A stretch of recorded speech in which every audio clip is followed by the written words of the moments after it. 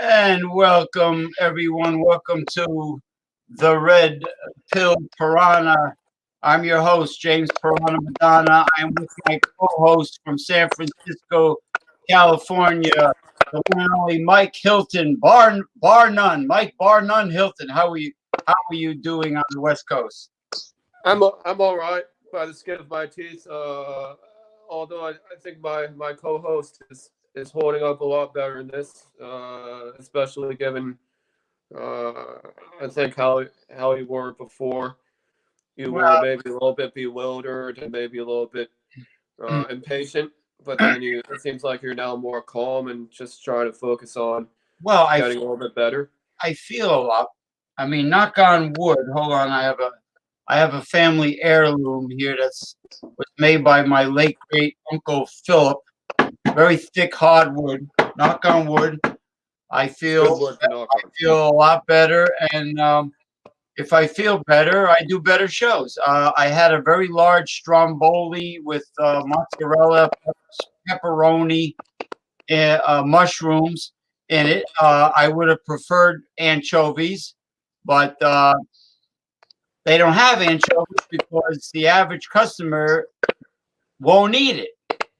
You know, I mean, one of my ex-girlfriends used to call them slugs, but I like them. I'm like a sea lion. I could take freaking I could take sardines with the bones like a sea lion and just go, oh. It's kind of like a hot pepper. Yeah, I'm pretty good with hot peppers and excuse me, salsa.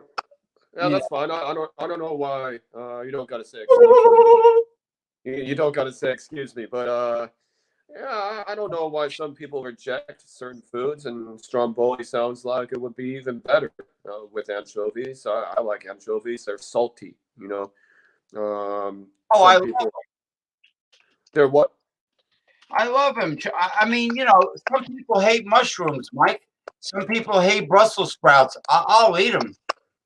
I will eat the shit out of mushrooms and Brussels sprouts any day of the week. I used to call my grandfather used to call them Brussels sprouts for some reason. Pretty funny. Although that may have been me, but also it was my grandfather. Give or take. Yeah. Well, I just want to get the theme started with you know, because we do red pill talk, the red pill piranha. We do alpha male talk, male rights activism, because today's women, because of course of the man-hating neoliberal feminist movement, are trying to destroy straight, normal, heterosexual relationships in every way they can. And I want to bring up a subject about something that annoys the hell out of me, is when so many women say, well, you're the man, you're supposed to do this, that, and the other thing, and just about everything. And I say, why is that? Because I was born male, I am supposed to kowtow to you, make the first move, pay for everything, support your sorry ass. I am supposed to. I says, listen, the only thing a man is supposed to do is die and pay taxes. Death and taxes. I don't. As a man, we're not obligated to do anything, especially if you have kids from another man. I mean, I hate when they say, "Well, you're the man. You're supposed to this, that, and the other thing." It's insane.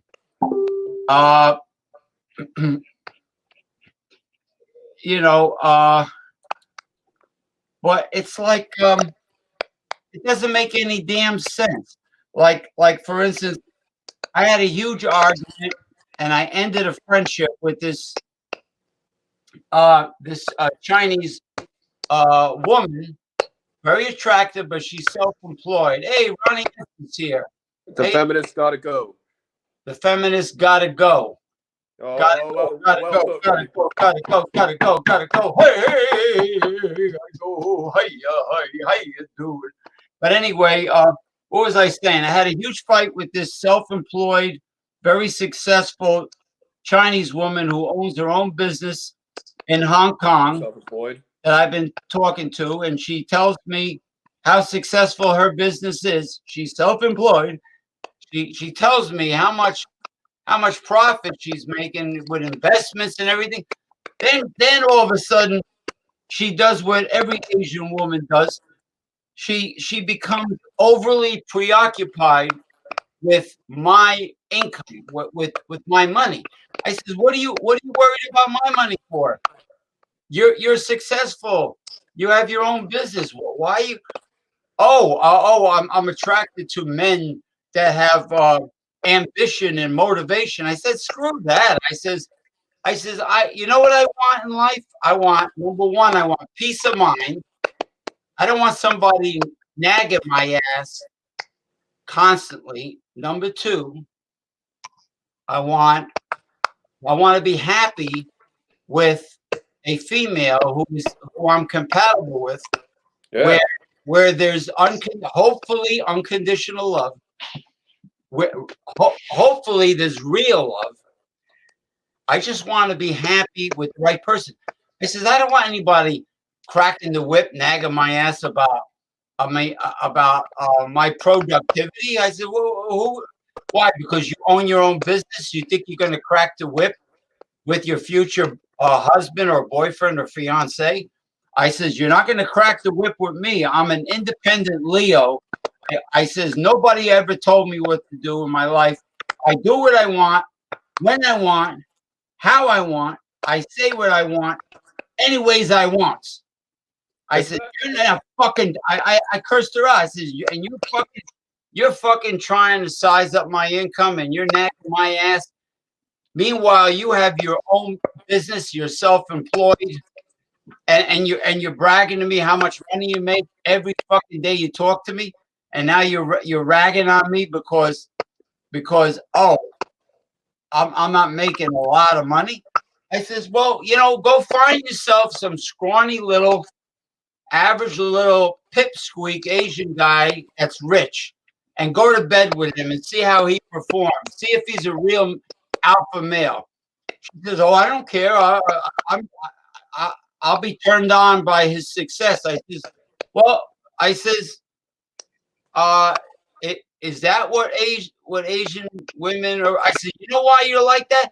Because there's a lot of atheists in mainland China, and if you're an atheist, then money must become your god. Then maybe that's it. Maybe money is their god." Yeah, I I don't yeah. think I'm money's. sorry. Go ahead. No, that's right.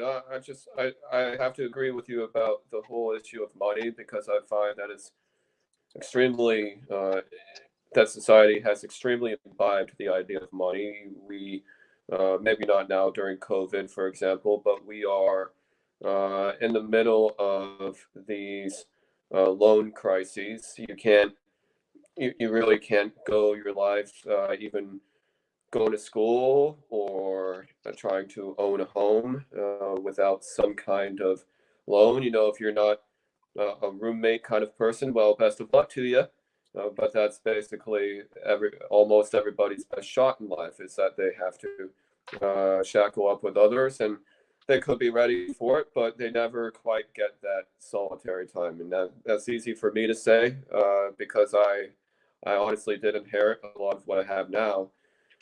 But I also am trying to avoid all issues of debt in the country. We are think the clock said over 20 trillion fucking dollars of debt in this country. And it doesn't matter whether it's Democrat or Republican. It seems like every time the administration switches, the can gets kicked down the road, because the fucking politics in this country is all about what, in many ways, what you say, what other people want, or what they say they want, versus the whole goal of just avoiding accumulating and further accumulating, getting into the hole of debt. Yeah, well, I feel bad for young people because honestly, I don't think that young people should have astronomical student loan debt. I think that even though Bernie said, and I'm going to tear him to pieces this Sunday night, him and Joe Biden and Barack Oh, Obama. I know. Those three guys, I'm going to tear them to shreds with Damian the Wolf Owens this Sunday night. But I'm saying, I think that public universities should be tuition free. Everybody knows I'm a socialist. I think that healthcare, including dentists and optometry, should be a right, not a privilege. And I really feel really horrible that so many young people owe astronomical sums of money in student loan debt. I mean, for what? The job market is shit. The job market, I mean, nobody wants to hire an entry-level young person fresh out of school anymore. They don't want to train somebody young, fresh out of school. They want somebody that's ready to go. I mean, who's going to train you if you just graduated? And that's why what you say earlier about women who maybe they only give off an I or Y in the bar because they're waiting to see if we'll fall into that whole money game, not even game, it's just the money game. But with what money? We are a society that has become totally all about debt and nothing about surplus whatsoever. So I don't understand these women, especially I think a lot of younger women. That's not fair. But I've yet to see a younger woman who's not about the money. And you have to be in surplus. You have to be able to thrive, not breaking even every time you earn a paycheck. And if we're going to base all our relationships in the future based off whether we're in the red or in the green, it's not people's bank accounts that's the only thing that's going to take a hit. Right. Oh, are you still there? I'm still here. Yep. No, I'm here. Yes, charged. Okay. You paused. You know what the problem is? What's the problem? What's your problem, James? What's your problem? I discussed it with Damian the Wolf Owens. It's not so much the political parties because they're all corrupt. The problem is the system is shot. Special interest. Well, the system itself is shot. You know what I mean? Gotta get a beer. 1 second. Okay, yeah, get ready, and I'll do a little talking here.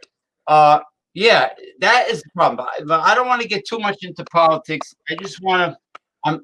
It's a red pill show. I'm really aggravated that these women that are financially independent, that have money, they have a good income, like this woman, this Chinese woman that's in the jewelry business.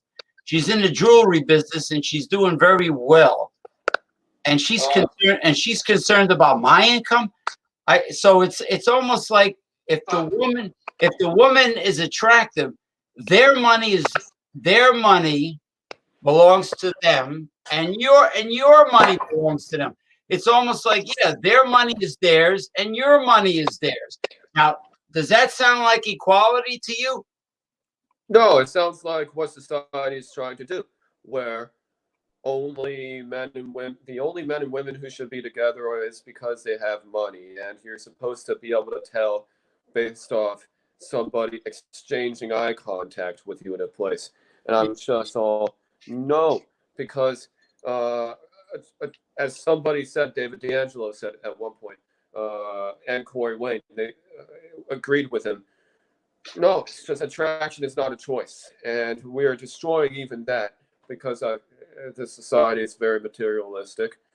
I live in a place, fortunately enough, where we always have kind of a moral upstanding. You know, we howl at 8 o'clock every night for people who are servicing others, and it's a great thing. But say you don't, I sound like Trump. It's a great thing. It's a great thing. It's a great thing. But say you don't have that, and you don't have a lot of money, and at the end of a long ass hard week, you're just trying to go out to the bar, have a good time. You see a girl and she's quite cute, but she's just not even committed to talking to you. She keeps looking over. Yeah, I might look over. It doesn't mean I'm going to do anything. Well, the problem is time is valuable, James. listen, women today send mixed signals. Most girls of younger generation females, they're friendly to everybody just to be polite. Well, you know what? Yes. I don't want anybody to kiss my ass just to be polite. No, I don't want it. I agree with you. I don't want anybody blowing, as Corey Wayne said, blowing sunshine up my ass. Blowing sunshine up my ass. Now, when I laid out. when I became of legal drinking age, I was 18 years old. That's when the legal age to get into bars was. In those days, if a girl made eye contact and smiled at you, it led to a nice conversation usually, and it led to dating or to a one-night stand. Now you got to wait for her to say something. Now you got to wait for such a more pertinent piece of evidence than that you can miss. Yeah, because otherwise you could get into trouble even. Because the friendliness is bullshit now. I'm not interested in being a platonic. Now, for those of you that don't know, Merriam-Webster's dictionary has a website. You go online, but I'm not interested in a platonic relationship. If you're going to be friendly with me and make eye contact and smile, and you don't have any romantic or carnal interest, then turn around and go right back to your friends. You could. I agree with you. Especially now, COVID, and how I had this whole, how we have this whole idea of break, but it's kind of imposed on us. We didn't really decide to have a break ourselves. It just kind of got imposed by the universe.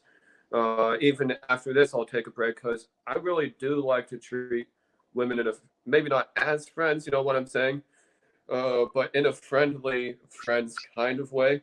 Well, if look, I like to be ambiguous. I like to act like anything goes. Too many guys out there putting too much emphasis on things on the opposite end of the spectrum, trying way too hard. Look, I like fishing is one of my hobbies, not my only hobby. One of a whole bunch of other hobbies.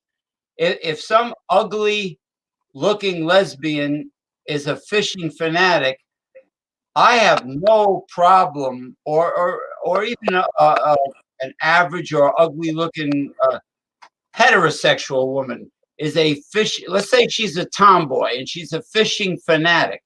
I have no problems having a discussion about fishing with that woman, or what's that popping sound? It's like pop, pop, pop, pop, pop, pop, pop. I don't know. I don't know. Anyway, I have no problem befriending someone who shares my hobby. If they share my passion, I have no problem befriending them. But if it's an attractive person that creates boing, the old boing, the diving board. You know when you jump off a diving board, boing. Oh yeah. Well, if she's causing the boing, the oingo boingo of the diving board, then I have no interest in platonic friendship. That's how I am. I'm a proud Leo. That's it. Alpha male all the way. You're a proud Leo. Leo is your astronomical sign, or Yeah, well, we're I'm an Aries. I think Aries and Leos get along. My yeah, buddy James. because Aries and Leo are both fire signs. Oh, okay. Okay, that makes sense. That makes sense. Yeah. Two Aries together, they say it's bad. That's a bad thing that you want So to avoid. fire and water signs don't exactly mix that well. Um, you know, I'll say. yeah, like it depends. Like there's earth I signs. try to have one and the other without putting the other out. Yeah, there's earth signs. Let's see. I'm trying to find some here. Yeah, there's earth signs, water, there's air. They're the different elements of life. Like if you're familiar with feng shui, they deal with the I'm elements, not.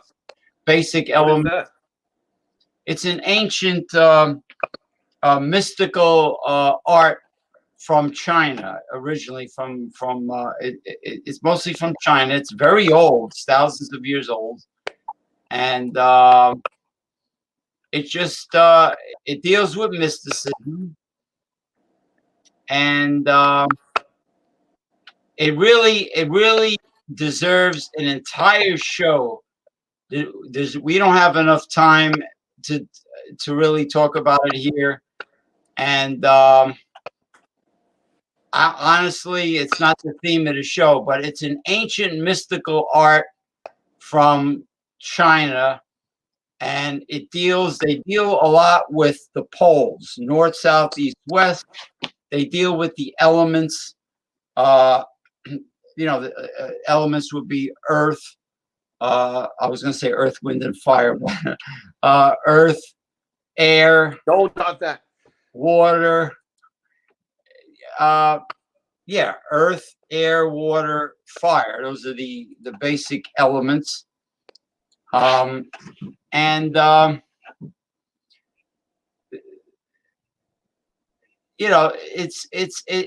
astrology is not my forte, even though I do have a great new Facebook page called New Age Mysticism and Healing. And there are experts there like Damien the Wolf Owens, who is a master at tarot card reading. I use the copper divining rods. And I do have some knowledge of astrology because my late mother was very much involved in mysticism, fortune telling, astrology, mostly astrology. And I just want to add something here. I just want to add something. What's your view on society accepting some of these more thoughtful patterns of thought approach over time so that people can actually get along, get out of debt, and they can move toward a more congenial way of cooperation? Well, you see, the problem is that people are afraid. I think people are afraid of real change. They are, and some of them will hate you for it. They really are intimidated by change. Some won't, and they may not come aboard, but they'll still wave at the ship. At least that. Yeah, I'm just having a bit of difficulty with the program in which we are live streaming from. It's pissing me off that they're busting my fucking balls. What's happening? No, they're just API limit. They're just busting my balls. No, no limitations. I'm just. What do you think about There's an error on YouTube? Oh, it's on YouTube's end. Well, you know what? I'll just Ignore it. It'll work itself out. The internet is yeah. really But supposed to be helping as much as let possible me this get time. back.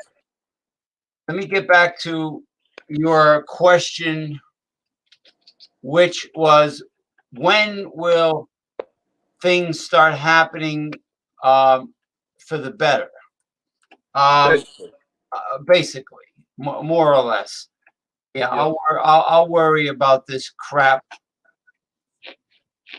I'll worry about this crap that YouTube is giving me a hard time for. Let me bring the other master beer reviewer in. People, to be honest with you, people are, I believe, the reason why the system doesn't change, because people already know, they already know that the two-party system, the major political parties, are too far corrupt. They're way too corrupt. They know that the system is shot. But I think people are afraid of real change. That's why they're going for a mildly senile, a person with mild dementia, and possibly a closet pedophile and or sex offender, allegedly. They're going for somebody like Joe Biden, and they rejected Bernie Sanders because people are afraid of real change. That popping sound is driving me berserk. Where is it coming from? Me too. I've no idea. I'm not saying that it's me, but yeah, I'm puzzled. You know, Bernie looked like he only had to run 2 times, but Biden ran 3 times, I think it was.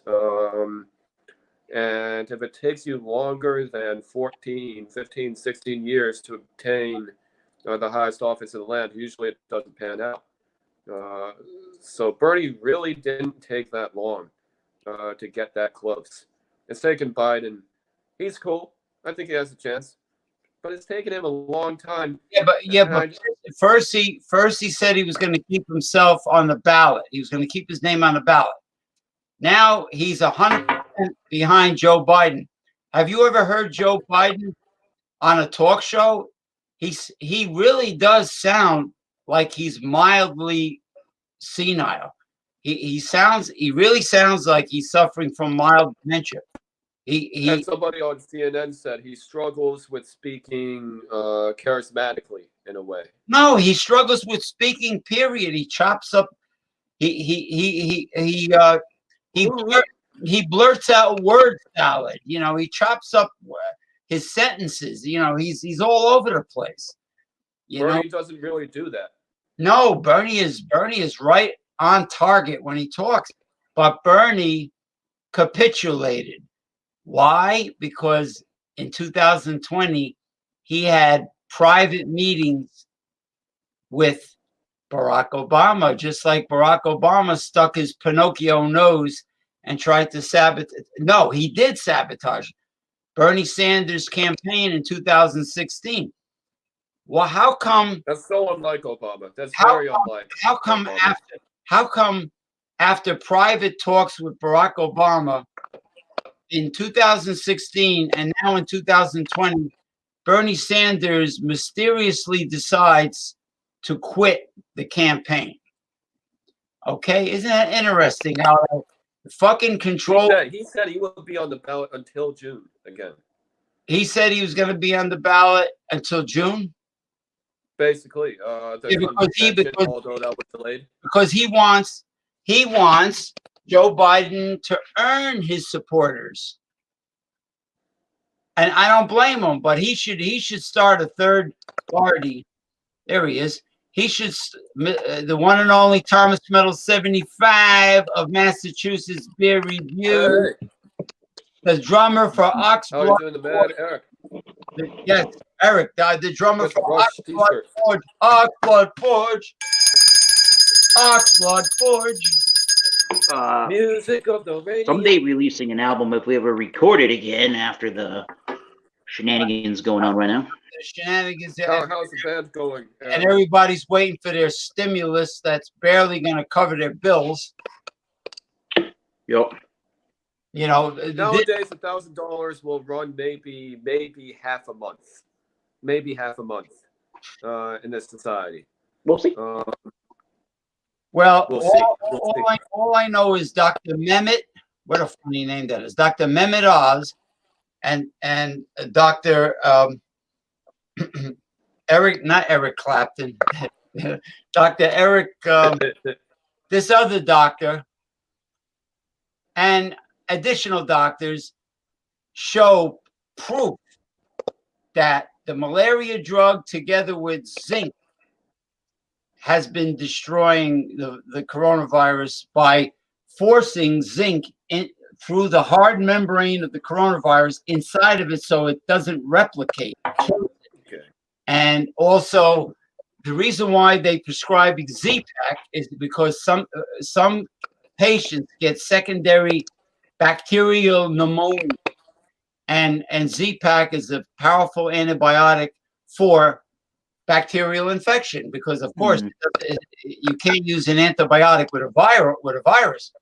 But it's been working, and this Dr. Fauci keeps on blowing it off, saying, "Oh, we didn't get FDA approval, or where there's not enough time to test it."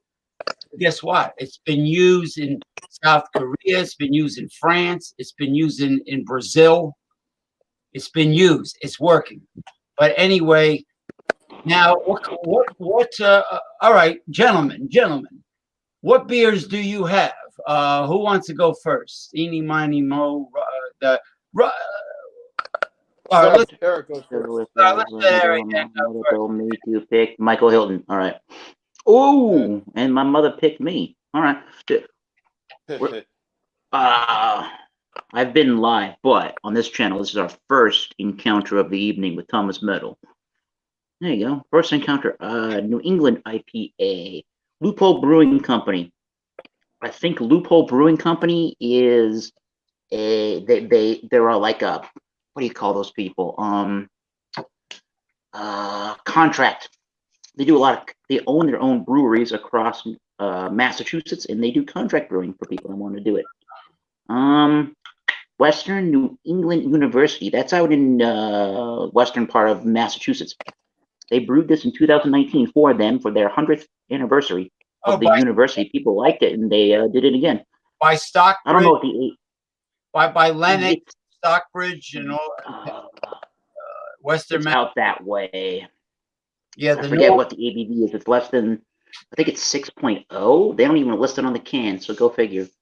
This is Citra, Simcoe, and of course Centennial hops. All right, whatever. I have a little bit left in the can because and this is the last can that I have. But as you can probably see, it is a very sediment-rich beer. Holy crap! I love that kind of beer. I like density. It is lighter than the orange color you see here, but it definitely has some orangey, lemony yellow haze with that nice looking bright white head. And you're getting really fresh. They don't tell you the date. You're getting really fresh pineapple and grapefruit and a lot of orange, some lemoniness to it. White bready malts underneath that, featuring some Pilsner crackery malts and a little bit of like that bubble gummy sweet yeast, but not too bad. And you know what I love about the beers that Eric brings, the New England beers, because there's so many breweries. There's so many breweries that I never heard of. He practically brings a different beer or IPA or whatever, and I can't get over just how many breweries there are in New England. And Eric, Thomas Metal 75, introduces all of them to us, and he is a craft beer enthusiast. He's a craft beer aficionado. and sophisticato, unlike those peasants out there with their macro beers. And I really enjoy all of the beers that this man introduces on all of his shows, and they look like fruit smoothies too. That's another thing. Okay, now we're going to go to Michael Hilton from San Francisco, California. What do you have there, Michael Hilton? That looks like a hazy, by the way, Eric, that I could really start to appeal to. I have Tasty IPA by 21st Amendment Brewing Company. It is, they even label it on the side, which is fantastic. 6.8% ABV with 70 IBUs, so it's mostly bitter. It's mostly no alcohol in the beer, even, which the thing about bitterness, the more you have, I think the less alcohol that you really need. You still put a lot in there, but then they're able to completely abdicate any sense of high alcohol or water in the beer. It's a one finger whitehead. I've had it before, but this beer drives me nuts. It's a WIPA. It's a WIPA. It's a West Coast IPA, as I call it. WIPA. Bubbles, dark, not rising. High body beer. It's orange. It's an orange beer. Some people say, oh, slight haze. I disagree. Either you have a haze, like a hazy, or you don't have any haze at all. It's an orange beer. Let's get the aroma.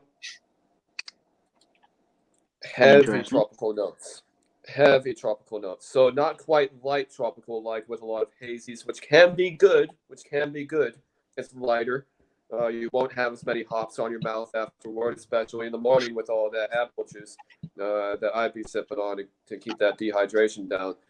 But with this, with this, you get very dank, very peachy, very tropical, which is nice because San Francisco is not the most tropical town on the planet. It's really quite it's seaside, nice seaside. Nor is Boston, Massachusetts, but go figure us with those beers, right? Ooh. Yeah, but I see palm. I see palm trees. Sorry, not done quite yet, guys. Oh, okay. And then we can do it, and then we can follow up with the amazing comments. Open it up after that. Yeah, I like that. Yeah. The aroma's great. Let's get into it. Cheers. Yeah, screw that. Let's do it. Oh, the word was cheers, Michael. Presto. All these words, but can't really find them. Front bitterness at the back end, great lacing, great seaside feel. You're getting a huge bubblegum feel that leads to a high yeast, paves the way to a big malt backbone, leading to a bit of a hop resin, even at only 6.8. 6% beers are relatively sessionable, even if they're just under 7. I find that way. They still hopify your mouth, but you get a big ACBC hit on that beer. I think it's unfiltered, but I don't really care. That bubblegum that you talked about, Eric, one time, it's very freaking yeasty. It's very fucking yeasty. So much tropical, heavy, dank flavors, a dank mouth feel. Very bready. A bit of jelly going on. I'm going to give it a 99. My final score ever. Going to give it a 99 out of 100. Your terminology of jelly would be me saying it's got an apricot jammy kind of a flavor to it, possibly. Sometimes you get that in.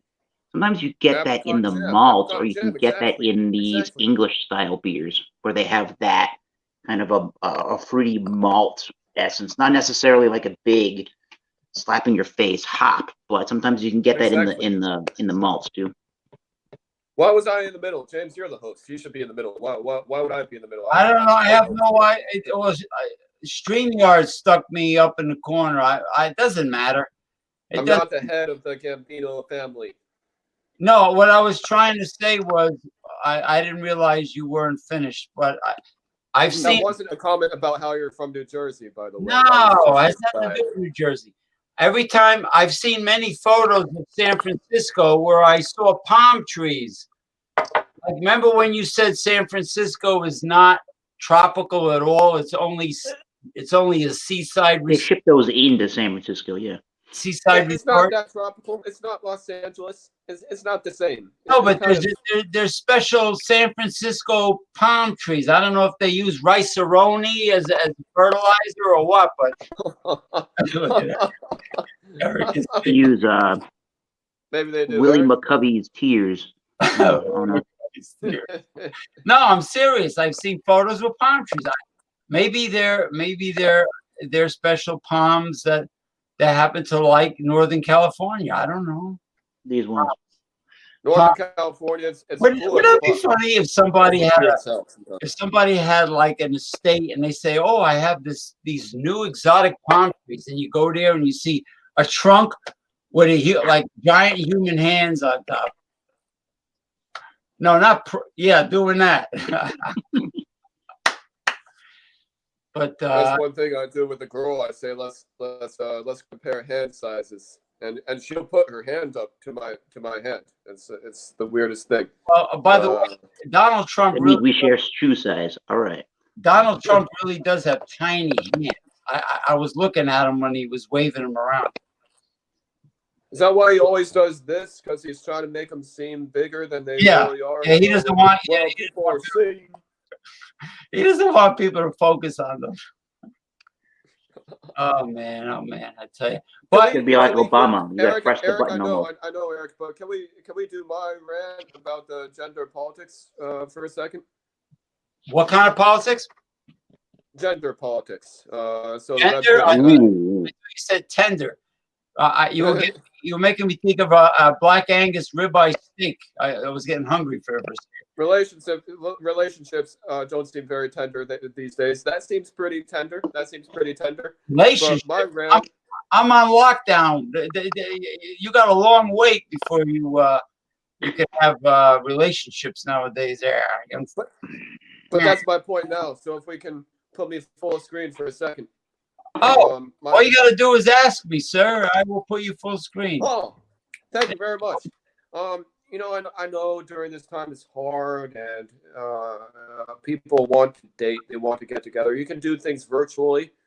You can have a virtual get together. But the thing is, make sure it's private. Don't go live. Well, right. Don't go live. But now we got to take a freaking break. And even after all this, I would take a freaking break. I don't understand why this kind of guy why is the guy always got to talk to girls every time he goes to a bar? Why is the guy always got to respond to every girl as we talk about? Why does the guy have to be about girls the second that he goes out? Grocery store, bar. I went to a grocery store one time, and sometimes I say things at the grocery store, but honestly, I feel like a bit of a dick after. Now I need a freaking break. Now's the time to take a break. And I would take it not now, but I would take it even after too. And I would just slow the fuck down. And I would think about, we've all had hang-ups and setbacks and things that have disappointed us. But if you don't want it to keep happening, the universe, I don't think it's telling you just to take a break now, but maybe take a break after. If you're able to take a break in your own capacity so that it's not assigned to you. Let me quickly take a sip of beer. When my late, why can't guys take a fucking break? My late friend who did commercial voiceovers, he's deceased now, but he told me you got to be smooth when you go out. You got to be smooth. You go out with your friends, and if there's a game on in a sports bar, you watch the game. Don't pay attention. Pool. Get your freaking craft beers on tap and watch the game and hang out. Play a game of pool. It's that simple. I used to play billiards all the time. I'm actually good. I play billiards with, I used to teach billiards actually. Amazing beer that looks, Eric, by the way.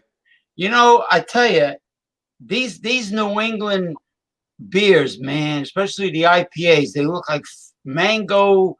They look like fruit smoothies. They're very appetizing.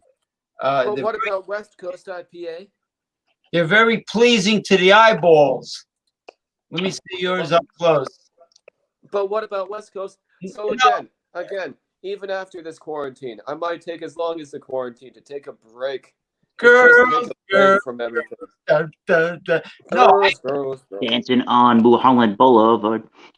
no, I've seen Mulholland Drive. I've seen this guy Mike Hill bring Sierra Nevada products that look very much like the New England IPAs.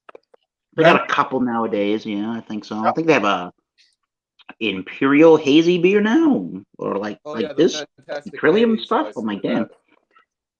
I gotta look for that. I've only had that hazy little thing, which is their foray into the New England style hoppy beers. My favorite local watering hole serves that beer, but they need to serve it with a Sierra Nevada Pale Ale too, because that'd be good. Cool. Yeah, I didn't dislike the beers out in your neck of the woods when I went there 2 years ago. They were I'm glad. Thank you from yours truly. I appreciate that. Yeah. Santa Rosa was a really cool beer centric town, or city, if you will. It's an epicenter. Good shit over there. Even going to Berry Republic. Now that Berry Republic is more of a time for a nerdy beer moment. Berry Republic was really cool, but they do distribution throughout the United States, and their place, you thought it was going to be bigger and grander and greater than it was, but it was fine, but it wasn't much to speak of. But I mean, the beers were good, and the area and the scenery in the town it's exactly what you think. You go back into the 1950s, the Hill Valley, Back to the Future, and you're like, damn, Northern California. All right. Yeah. I think I have an idea. That's exactly what it looked like. That whole area. Bear Republic, what you're talking about, Eric, is that, and your sense of things with that is great, because Bear Republic is a regional brewery. So they're doing anywhere 600,000 to 1 million barrels of beer a year.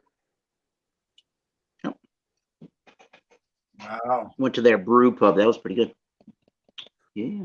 You've been how have you been to the brew pub from all the way out in Massachusetts? I'm like 15 miles away. I have not been. The cards are stacked oddly. The cards are oddly stacked.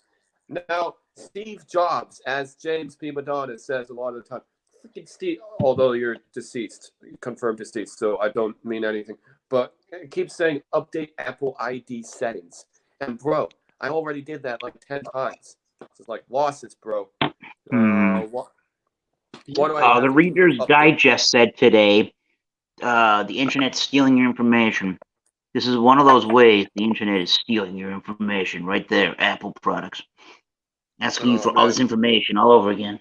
You know what Apple? So what's the Apple product? You know what my iPhone keeps on doing? It's nagging me to set up the Apple Wallet.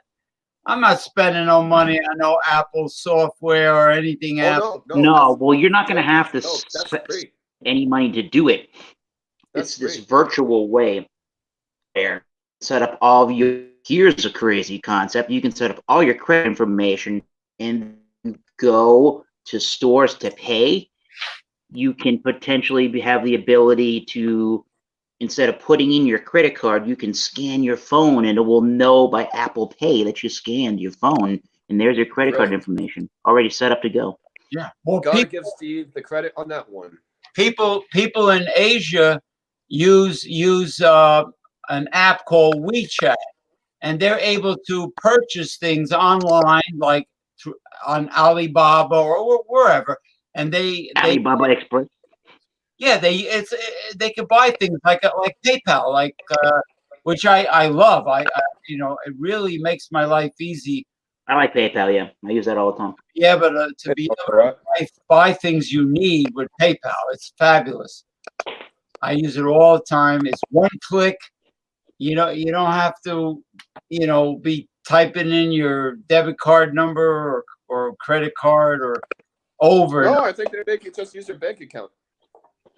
Well, you have to submit a checking account with PayPal in your account. You have to have a checking account. But once you have that everybody that accepts PayPal, it's just one click purchasing, bing, like that. Well, it doesn't go bing, you know. Yeah, you press the button and That'd be fucking cool if it went all Bing and shit. Bing. That'd be I pretty like fucking cool. Bing cherries, by the way. Speaking of Bing, okay, Thomas Metal 75. Wow. Look at Play that, some Iron Maiden. beautiful. Play well, Iron Maiden, Eric. well, you said PayPal, and it reminded me of Beautiful. buying this crazy guitar online, and it came in the UPS. UPS is still shipping guitars, I guess. I'm surprised like that you got it in one piece, because UPS, they're pretty rough with their parcels. They did pretty good with this one. This is a Paul Reed Smith. They are from the state of Maryland. Guitar comes from the year 1996. Oh, wow. They call this purple. They call this a purple finish. However, I think over the years of somebody, nitrocellulose is the kind of lacquered finish they use. I think over time, it looks a little more purple, but it's pretty red. So over time, this purple finish fades, and it becomes this nice red-looking color. And it's got your bolts like a Fender Stratocaster or Telecaster, but I don't know. I'll have to plug it in and send you folks video clips later of this thing, because that is a really good looking guitar. I mean, that is unbelievable. It looks like I had to buy at the price that it was, and then the guy gave me $50 off because he tells me, quote, people aren't buying guitars right now, so here's a good deal. I'm like, okay. Sometimes you think too good to be true, but it wasn't. You trusted him. It wasn't too good off of the beaten path to say this kind of a scam. Like if it's worth, if you're trying to buy a guitar that's worth somewhere around $1,500, and the guy wants to offer you $400, I would say run away from that. It wasn't quite that bad, but yeah. There you go. Like you said PayPal. That reminded me of a guitar purchase. There you go. That looks like a good guitar, given the deal that you got. I mean, I would pay for that guitar any day. Saw a music video of Sting playing on an electrical guitar in an alley, and it probably kicks ass with the amplifier. Yeah.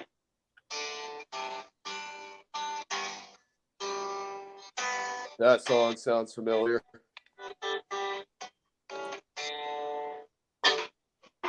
Hey guys, so I'm seeing an ad for wine.com. Not scores, really? by the way. I see an ad for wine.com, and yet they're showing the Glenlivet 12 underneath wine.com. That's a good Scotch whiskey. Yeah, I know. Shouldn't they at least show some Chardonnay or Cabernet or some Sauvignon Blanc or Pinot Noir underneath wine.com? What are they trying to say, that they do more than wine? I don't get it. If you're saying wine, then show wine. Everything needs to be what it is. People need to stay in their fucking lane. Stay in their fucking lane? All right. I'll buy that. They need to stay in their fucking lane. And if you're going to veer off it, then let us know. Yeah. If you're a drummer, don't buy guitars. Because, wait a minute, what? No, wait a minute, no. I'm in multiple lanes at the same time when it comes to music, but that's not what you're talking about. If you know of something, you don't know the other thing, don't go over there. Yeah. Don't pretend like you know something when you don't, right? Right. So I'm not a doctor, but what I will say is I'll trust Fauci over Trump any day. And seeing how Florida and Texas are opening up, I just gave, the laughing emoji on Facebook? I just gave that laughing emoji whenever I saw James, Florida and Texas are open for business. And it's just... Yes, right.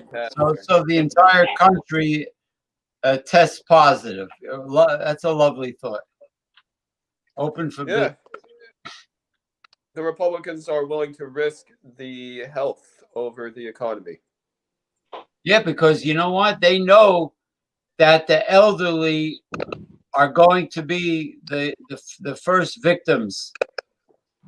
People with Oh, come on. pre-existing illnesses are going to be also the first victims. And You know Republicans. what a fucking guy, this fucking asshole from Indiana said, I am willing to let people die to save the economy, even though Yeah, there was some senator that said that, or state representative. Fortunately, congressman. Yeah, And Congress, not a state representative. Yeah. Until it happens to one of his loved ones, one of his family. Yep. Oh well, Yeah. that's in the movie A Boy with the Striped Pajamas. If you watch that movie, and so everybody's going crazy right now. But if it takes a virus for some people to care about some things, being a decent person, for example, aren't you really kind of right, Eric? Aren't Well, I you mean, really it proved. kind of Yeah. Last time I wore pajamas, I was a kid. I was in. Oh boy. I still wear pajamas. I still will wear pajamas. Yeah. All right. Woo. I had fishes. I had sea creatures all over my grandmother got me a whole set. I had octopuses. I had seahorses. I had all different. Pretty Well, fun. not octopus. No, wait a minute. That was a character on 007. Yeah, James Bond 007. Octopusy. Didn't that actress died recently? Oh, fuck. Hopefully not from COVID. Ursula. Yeah, Ursula yeah, it was Ursula. Ursula Yeah. and I think she died this year. I don't think it was COVID related though. now instead of a chicken pot pie, I think an octopot pie would be a wonderful recipe. Well, you can get seafood pie, yeah. You guys, Bill Maher says that we should make the most of this quarantine bullshit. This quarantine is awful. I don't like being part of this. I don't like having to do this. Nobody does. I hear some people and what they're saying about Bill Maher is that he's going a little bit not so right now with what he's been saying. Just right now, huh? But Just right now. I guess just like right now, I am. I have to contain myself. It's not easy. It's not easy being yourself when you're assigned to not be yourself right now. How do you think politics and dating and everything will be different after this? Because it will definitely alter things. You got to. I got a thought on that. You got to be ahead. like the Carnegie School of Business teaches Carnegie. Carnegie. Dale Carnegie. Carnegie. There's Andrew Carnegie. Andrew. In other words, I don't know if it still exists, but they had a school of business. I guess it was like Wharton's in the Philadelphia area. They said you got Wharton's. That's where Trump went. Yeah, he went through the front door and out the back. No, they said looking out my back door. You got looking out my back door. Girls. Ba, ba, ba, da, da. No, talking about Creedence Clearwater Revival, but continue, good sir. No, you gotta be like a chameleon. They used to tell the students you have to learn how to adapt. You got to be like a freaking like, in other words, you have to do that every day of your life. Yeah, and you sometimes you got to force yourself. Like Frank Underwood. What's that? Not illegally, Michael. Don't force yourself illegally. You know what fascinates me? There is Sasquatches in every section of America and Canada, and like all over the friggin' place, all over the world. There are Sasquatches. I mean Sasquatches. Sasquatchy. That's an Italian. Oh, look at. I don't think. Hi-yo. Yeah, that's an Italian Sasquatch, but I don't think there's any in Italy. A Sasquatchy. But there are really Sasquatchios. I mean, Bigfoots. Are those the people from Saskatchewan, Canada? Oh, yeah, no, they're way the biggest Sasquatches are in like you ever see that show, the Alaskan Triangle? That is on History Channel or the Travel Channel. There used to be a big show about the Bigfoots on the Animal Planet.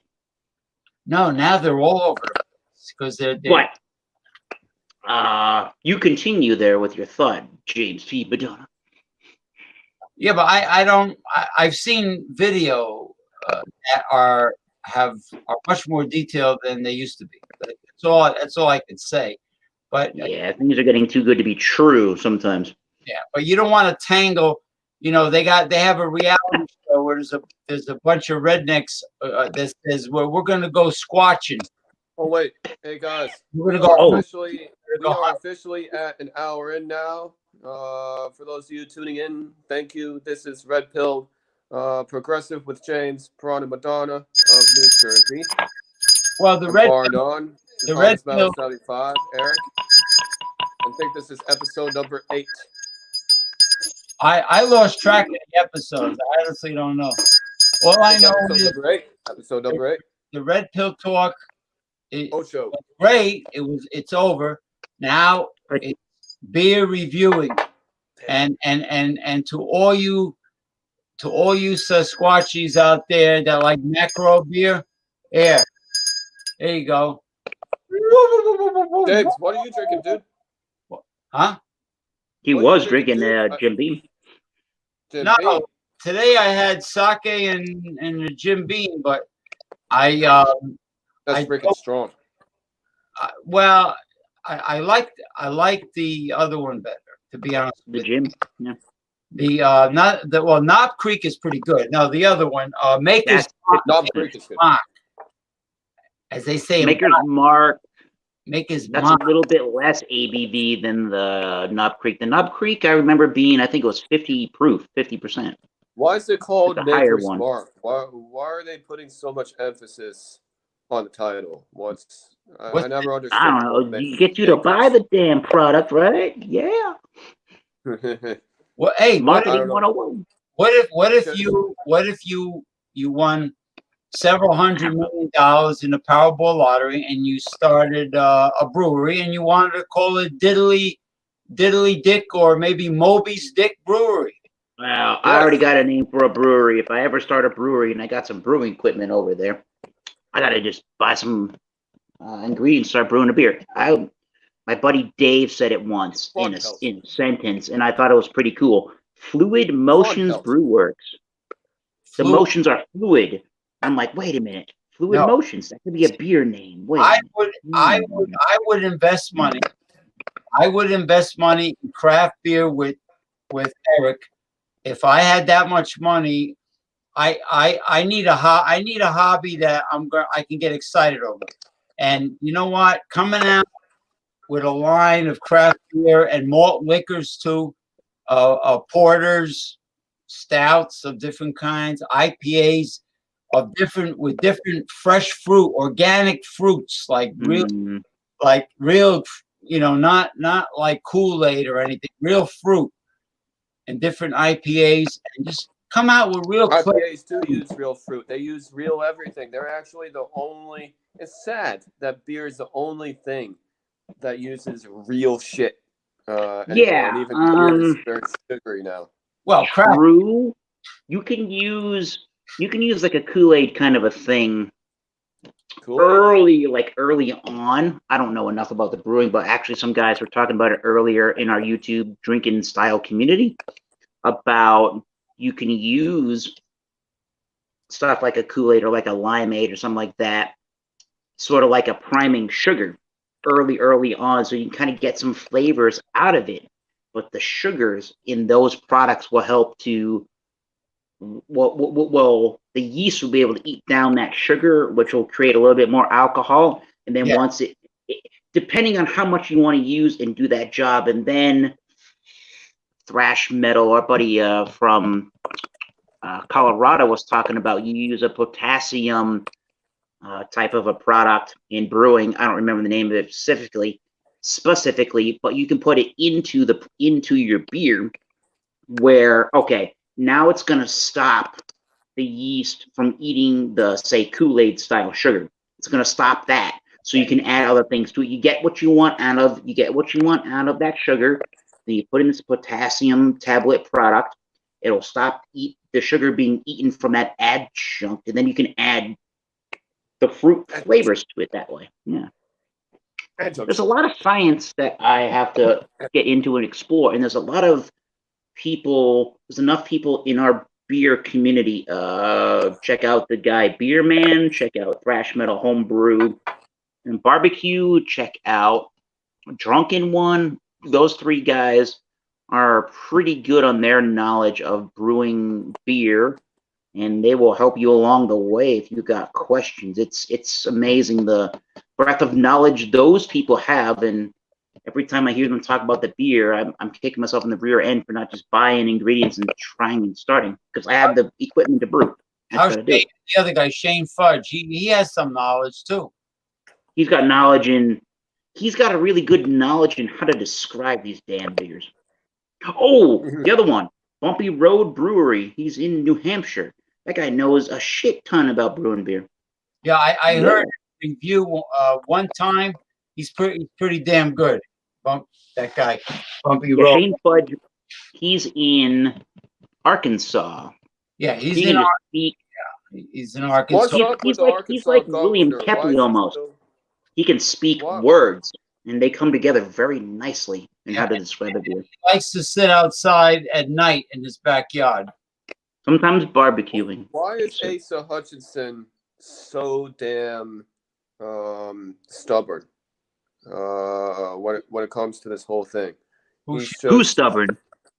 Asa Hutchinson. Who's she?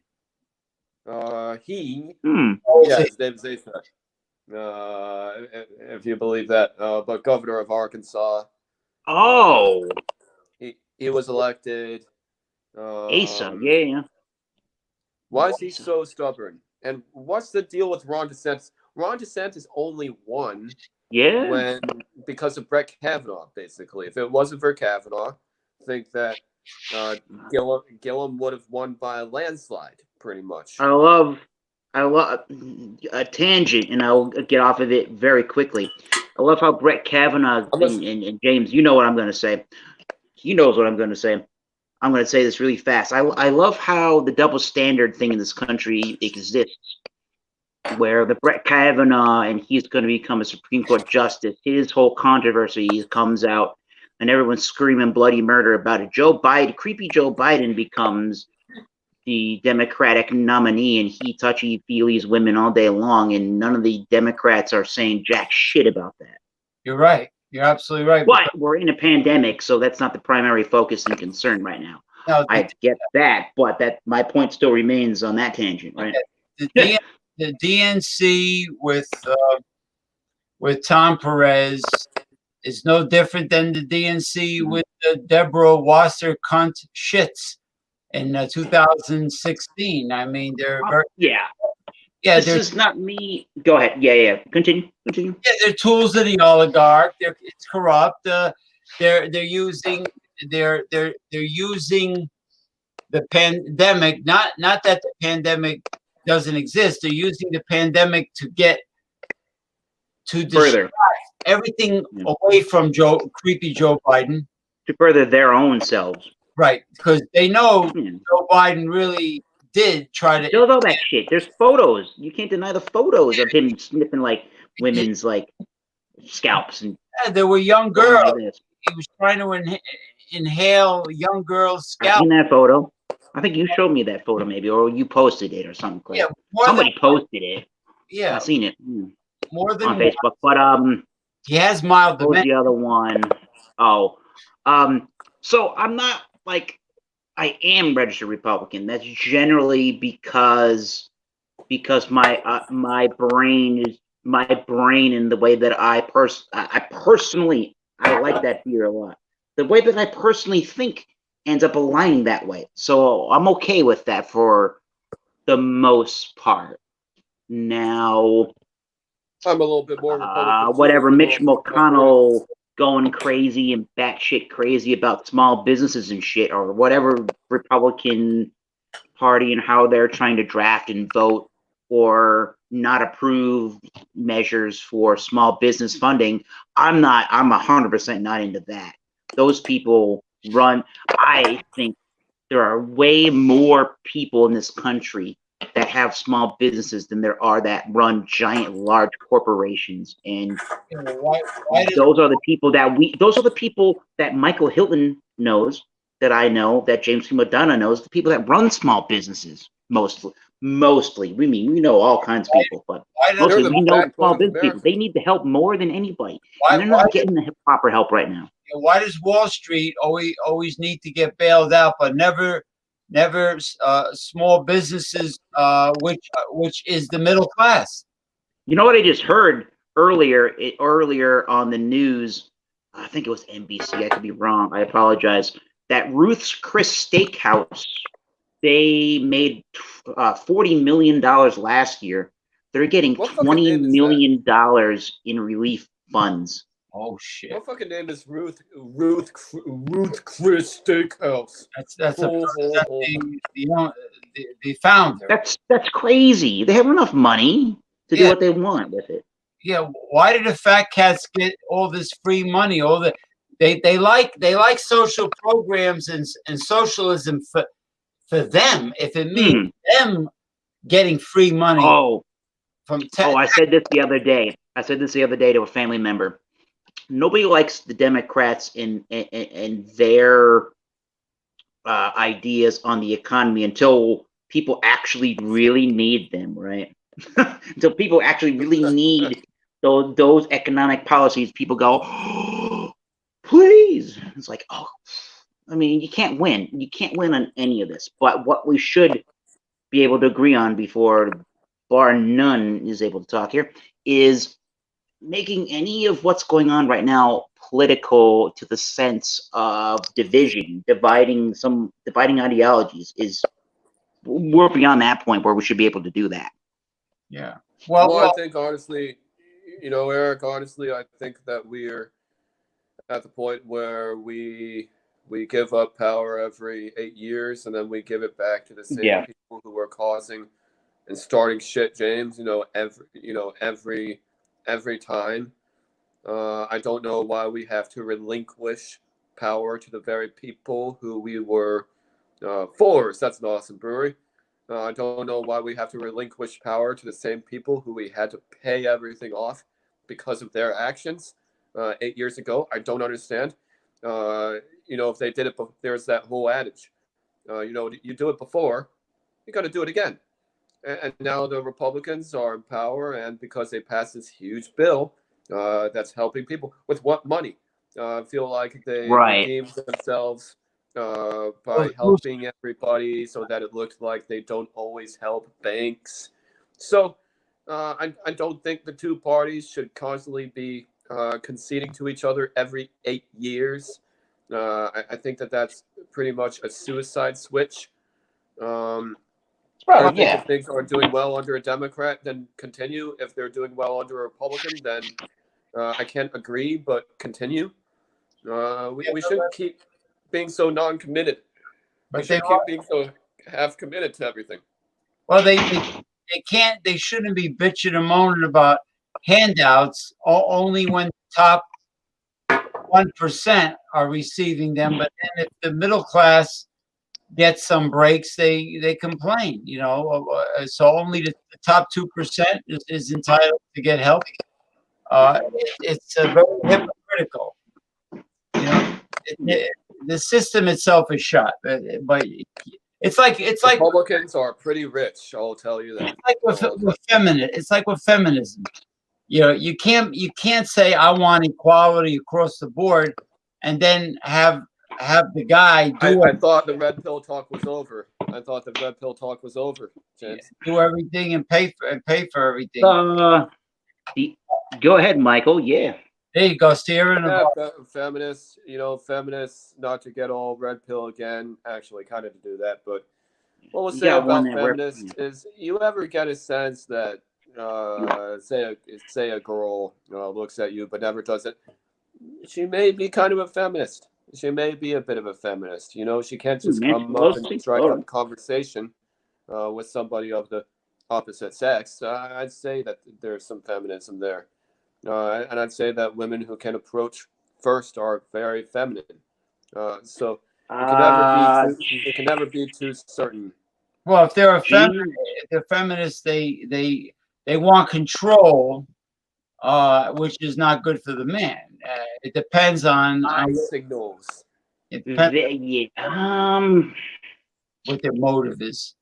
I don't really know that that's true though.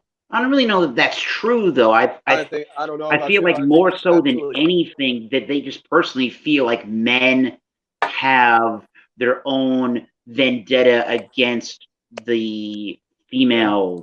females in general. I don't Like for have a some vendetta against reasoning they females. feel that women are to be oppressed and that's just the women and that's just the male rule in the way that the world works. I don't know that they The say only issue that I there have needs to be a certain amount of authority over anybody else, but that's how I think that's how it's been viewed historically. I could be wrong about that, and I'm okay if I'm the wrong about only issues with women I have are with women who are like men. They're not even women. They're not even women the way they act. And that. it's good sometimes to disagree with a guy about how he does things, but if you do it to a point where it's kind of me too and always jabbing somebody, that's Yeah, just what does kind of that fucking solve? how it is. Well, I've seen women today driving big pickup trucks with big big demonic Guns. manly looking tattoos on the Yeah, side of. I don't care. Those are the people that you'd rather. I don't know. Those are not feminists right there. They're a Yeah, part I of mean, they're part of normal ass society right there. yeah, Yeah, they they might be seem a little masculine. they might be gothic chicks, or or those are the people, and I know a lot of those people. Just I mean, heavy metal community is a little different when it comes to people, but you feel like punk rock, metal, there's so many different factions in music and in pop culture, video games, board games, card games, whatever the fuck it is. You feel like you're kind of a weird ass individual, but then again, you get inside of inside of that culture. It's like everybody's the same. This band, and you're wearing your nice glasses. You listen to your prog rock Rush. You're like, I'm the weirdest kid to know. I go to a Rush concert. Every single Sound on person the next to me in radio. line is playing that drum beat and air drumming, and I'm like, this is fucking sweet. Who the fuck cares? Is what I'm saying. Is that you got to be you. There's enough people like you that will appreciate you, or enough people that are just gonna be your friend. And who the fuck cares? And that's what I'm saying. But I think James and I wanted to hear today Michael's thoughts on the Sierra Nevada Pale Ale. Yeah, let's get back to a beer, I Uh, guess. yeah. well, I've reviewed this beer time and time again, but just for the sake of synchronicity, I'll do it again. This is a pale Because you ale can, yeah. by Sierra Nevada. Yeah, you can, you can. It's Sierra Nevada Pale Ale. It's 5 point. Fuck. They make Five they're point fuck. 5.6, Oh, 5.6 ABV, 38 IBUs, but 38 is pretty high for this one. One thing we You might ask add on. James and I think that's a pretty hoppy, bitter forward, near IPA kind of level pale ale in its flavor. Yeah, Eric, how come there are a lot of pale ales that are like an IPA in aspect? Pale ale is not always supposed to be an I don't know. IPA. I don't know BJCP, which is their beer judging certification program guidelines that are used for. They're used for judging in championships for the beers and style guidelines. I don't know particularly that they have their own definition as to if you use this many pounds of hops or you have this much ABV or you have this much IBU, Because pale then ales are therefore not you supposed to become be an that India hoppy. Pale Ale. But generally, you think of an American style pale ale is having a little bit less ABV and a little bit less on the hopping than you would think of as a beer that I'm going to drink, which would have you would think that your beer style Hazy. is going to have less of both of those categories, whereas the IPA is going to have more, and then a double IPA is going to be not necessarily double that amount, but it's going to be more imperial in its ABV and its hopping strength. But what I'll say about that, Eric, is that I feel that this is a beer that is really IPA like. It's just like some pale ales that I've had before. They say that they're a pale ale, but you look at the IBUs and you get a sense of it, and it's not really a pale ale. Pale ales are designed not to be as hoppy as an India Pale Ale. And you see on Pale Ale 60, 70, 80 IBUs. Yeah, that beer. That's the point of an IPA. That beer you're drinking, if you hold it up to your eyeball, it's actually an unfiltered beer. It's not clear at all. Speakeasy Ales Lonkers told me that it was force conditioned. Speakeasy, did I go there? I might have gone there. Maybe. They do the Big I don't Daddy remember. IPA. That sounds kind of familiar. And the Pop Gun Pilsner. And also very good. So, IPA. How does this beer, you've been drinking things, and I know at some point in the last year, somehow you drank a heady topper. So give me your thoughts based on everything in the IPA and hazy beer world. How does this beer, the Sierra Nevada Pale Ale, hold up over time? Because it's a classic beer. Does it still hold up with everything that's going on in the craft beer industry? How do you mean? How does it hold up? There's a whole, it's been around since the '80s. That particular beer, and so many different beers in the IPA world, and there's so many different things in general have come out. Do you think it still holds the test of time? I do. I like the low bitterness. I like that, and I like that it's still there. Because here's the thing. Pale ales are not supposed to be as hoppy as IPA. But they're not supposed to have 0 IBUs either. Now, a beer can have 0, but as Ronald Theriot said, they could still be bitter. I think a hazy's pretty bitter. 38 IBUs, for example, that's not the lowest bitter volume. That's still pretty high. And if you notice, for every category, you look at pale ale or red ale. Every IBU category is supposed to be the same, unless somebody, derivates from it. Derivates. Yeah. But every IBU is really about the category, and I think they got the IBU spot on this actually, because it's 38. You still feel it, but they're actually, in a way, they do the IPA because it's very dank. It's very bitter, breadcrumby, but also in a way they really slow it the fuck down. Yeah, okay. Many IPAs are very easy drinking, almost too easy drinking, that you wake up with a hoppy mouth. I don't like that. Wait a minute. What beer were you just talking about? You said the natty beers? Tasty IPA. Oh, tasty IPA. I thought you said natty beers. I'm like, wait a minute, what? Natural ice? Natty Pamby Okay. A hoppy mouth. Is that what you tell the girls? Are you waking up with a hoppy mouth with me? I say to them, I had fun, but we have to do this another time. I have to get back to my homework. That's what I say. Like you. You don't ask me if their mouth is hoppy or not? Well, that's what you guys call cotton mouth. I could, and I would, but then I wouldn't let it become a whole conversation that lasts until the end of the next evening, if you know what I mean. Oh, you mean you won't put them on live stream and discuss it further? He live streams, but it's not on the live stream. Do that. Be a funny live stream. Somebody who really has an overflowing bladder that's ready to burst and just goes live, just urine. That's me. That's me. As Jay Terry would say. Okay. So we'll go on to the next topic now. Let's get ratings and scores. Like every half hour to hour. Like intermission. I remember intermission. Hit her mission. Oh no. Now, Eric, where'd you get that Rush T-shirt? Oh, what? This is my favorite band right here. It's a band, Rush. Radio. I mean, my favorite band is probably really Metallica, as far as I know, like all of their shit, and I've followed them and I've seen them twice. I've seen these guys 3 times, but as a musician and as like a general musical fan and buff, I think it's hard to want to defy you some fucking Rush. So I love they're not Rush. heavy metal. what heavy metal fans, hard rock fans, classic rock fans, fans of Yes, fans of, I don't know, prog rock would really like this band. Yeah.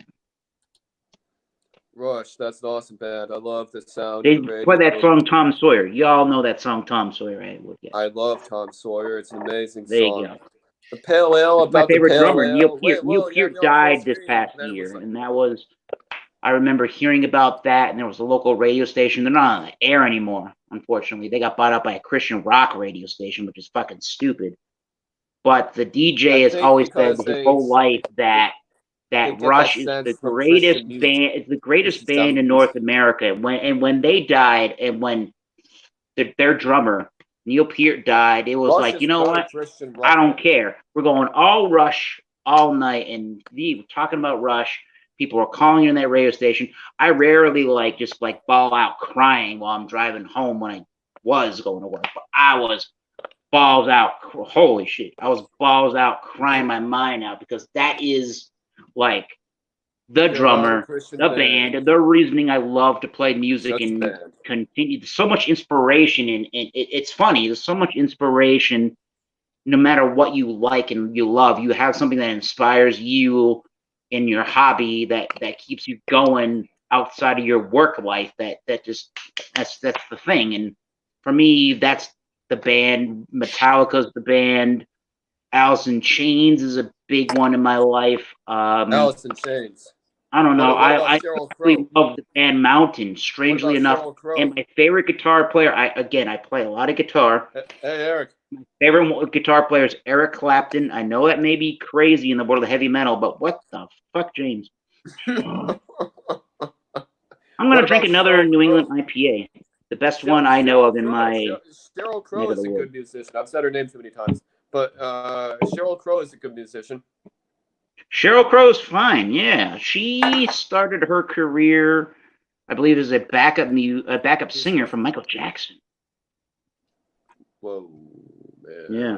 So I missed the boat because I didn't buy these beers when they were available everywhere. But I've had them before, which is why I have these cans. So you can drink Heady Topper. You can do that. I love Heady Topper. You can drink Focal Banger. Same company, The Alchemist, that makes Heady Topper. Bam. Better beer than Heady Topper. You can also drink, which a buddy gave me at work when I was working. You can drink Hill Farmstead beers. Conduct of Life. Oh, boy. Conduct of Life? That's from, Hill Farmstead. It's one of those New England IPA giants. What? I would tell you my favorite beer. Condom of Life?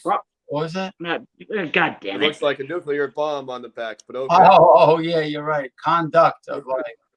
But I would tell you people, I would be drinking if you say, what's your favorite IPA? I'm going to go, whoop, bam. What is your favorite IPA? Trillium Congress Street IPA. That is 7.2% alcohol by volume. And I believe, I don't have the information out right here, but they're using South African and Australian hops? Yeah. No. Well, I mean, go ahead. Yes. Would you do a live tour like I used to around the Bay Area of the Trillium Brewing Company? You want to do a wait a minute. You want to do a what now?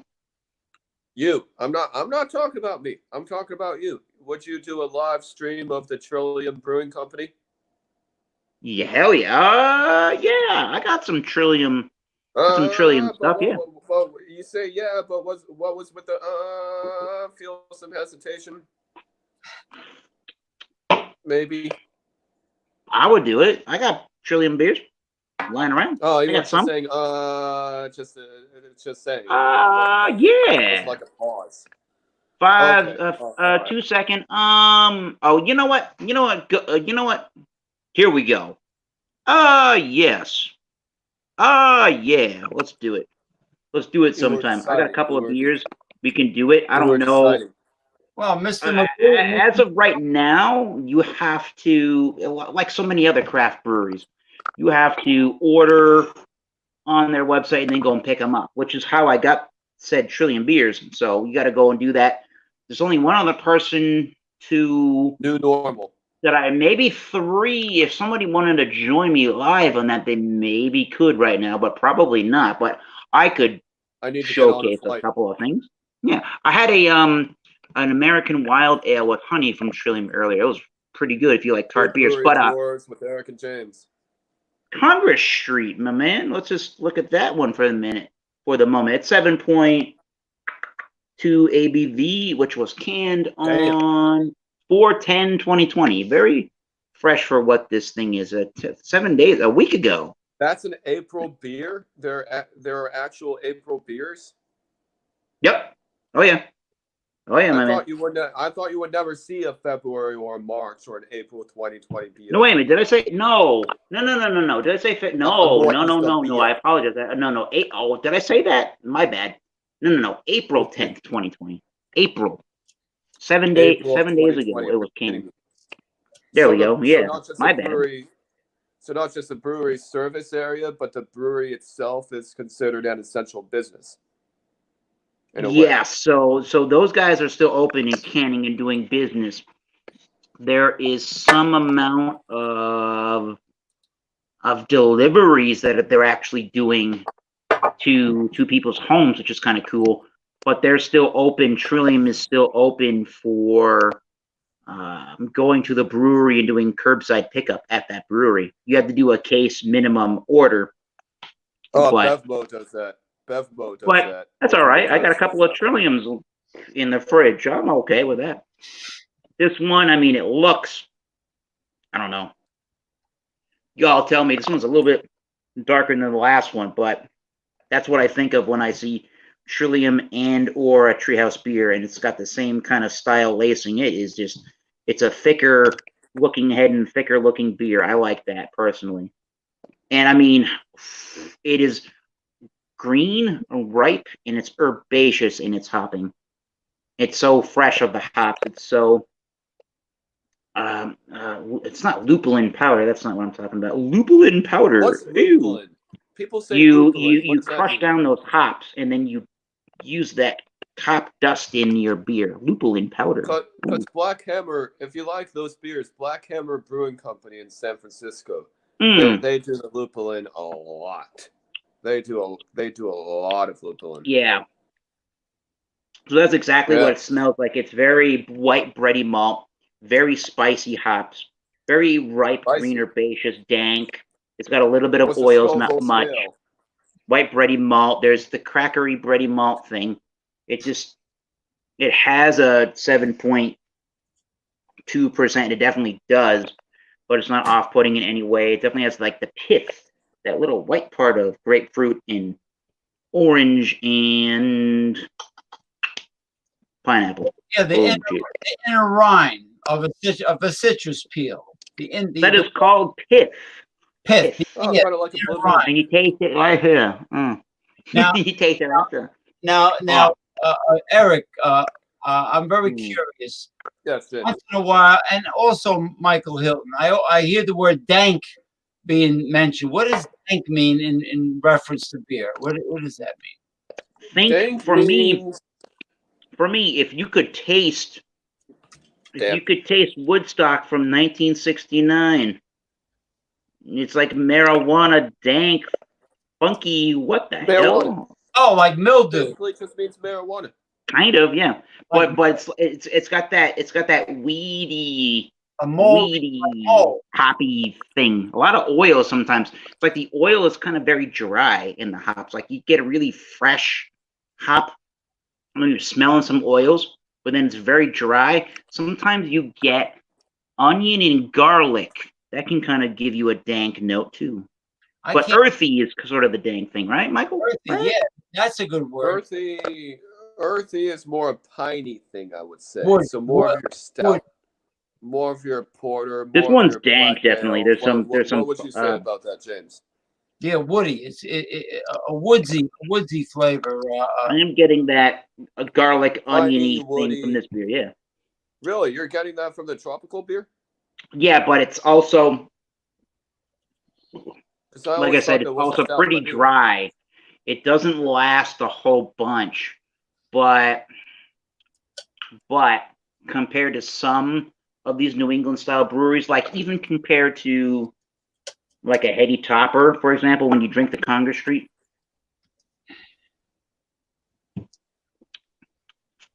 it's just a fuller bodied beer experience. You're getting a lot more maltiness and a lot more breadiness. You're getting more of that.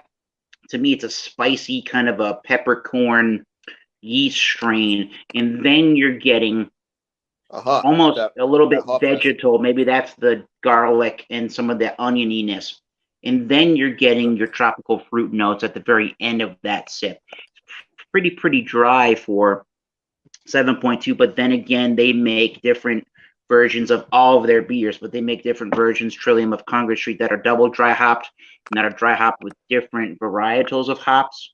And I've had some, and people really go goo goo gaga over their double dry hopped. And I mean, I've had one of their pale ales that was double dry hopped, and it was an extremely dry drinking orange juice. It was the craziest thing known to mankind.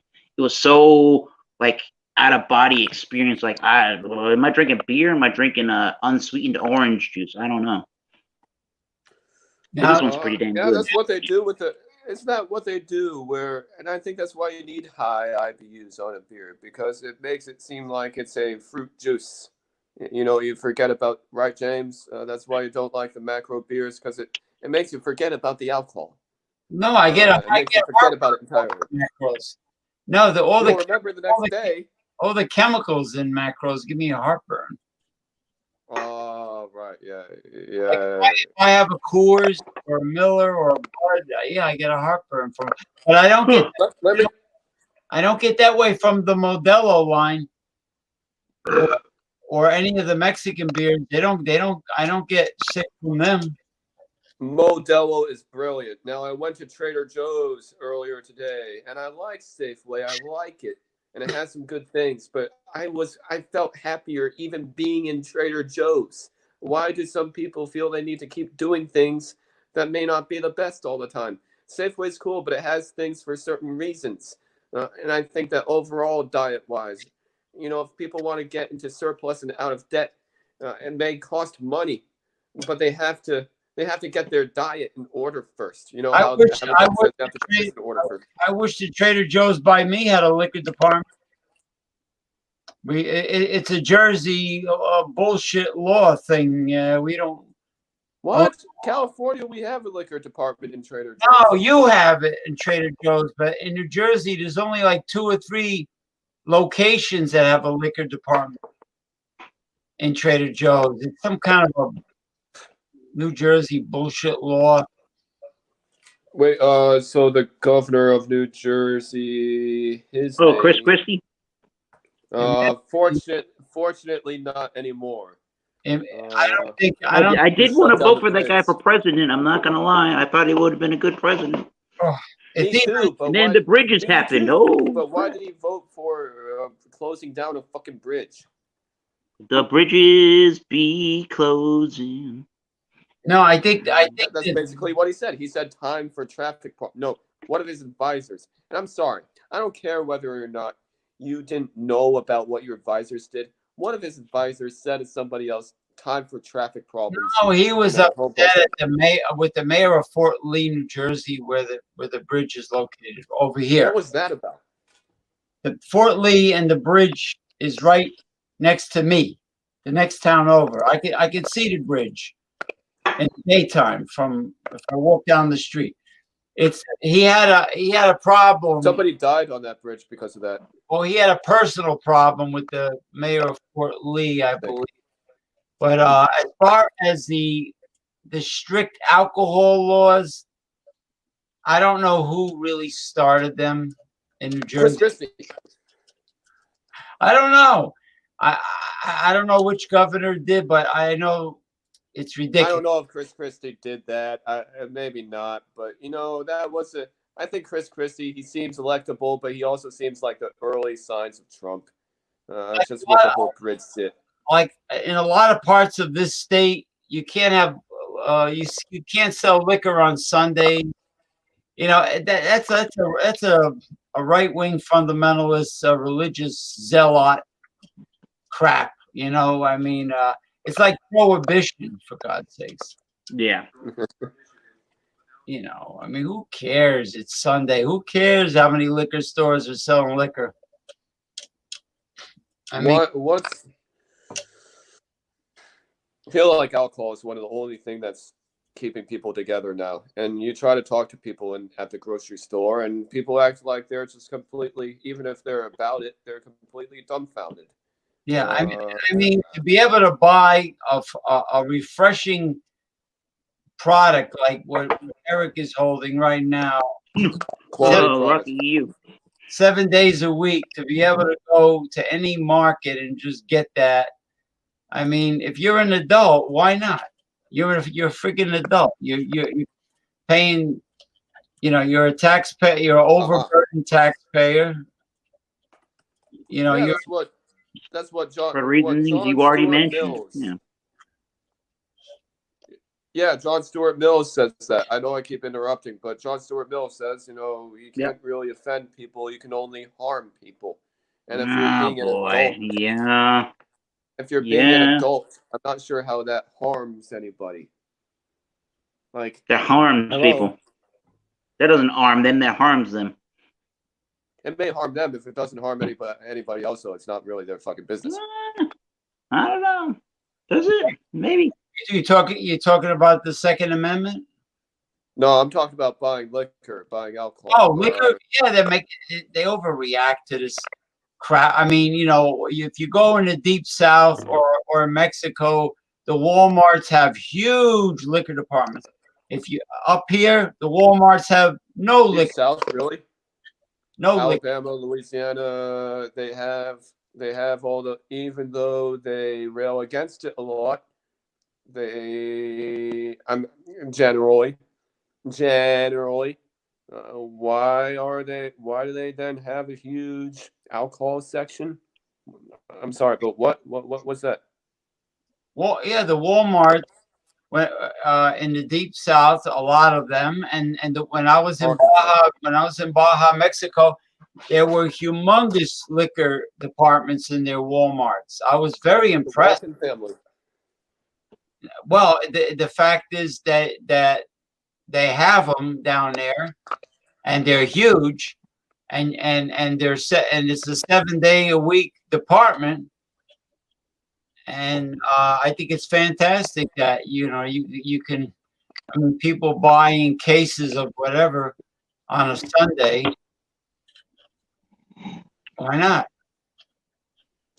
Well, I found that kind of bullshit, because here you see in the South they call it the Bible Belt, and you have access to craft beer, for example, in California. But it sounds like what you're saying, they have even more access down there. And that's just one of the hypocritical bullshit things that I see. We got to do a topic on that. We don't have access. We don't have. We really don't have. We have a very limited access to liquor in New Jersey. Yeah, like with the Trader Joe's. Yeah. Well, no. Yeah. In general, they're closed on Sunday. A lot of the markets don't have liquor departments. Why would you be closed on Sunday? I'm sorry, but if you work in retail, you don't have the liberty of being closed on Sunday.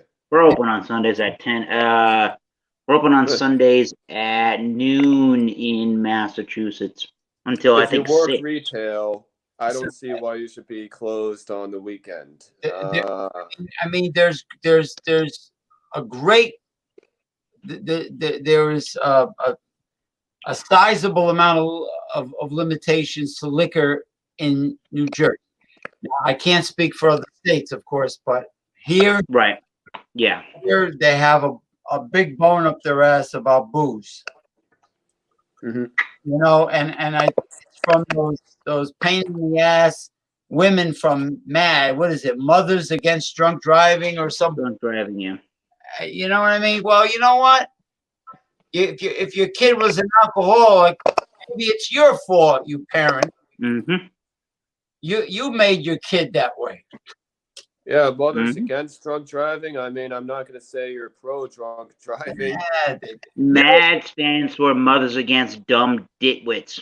You know what else they protest, Michael Hilton? Don't rush to conclusions. What else do they protest? The women, the older women that are bored with their lives and they got curlers in their hair, they go out and protest adult oriented stores that sell.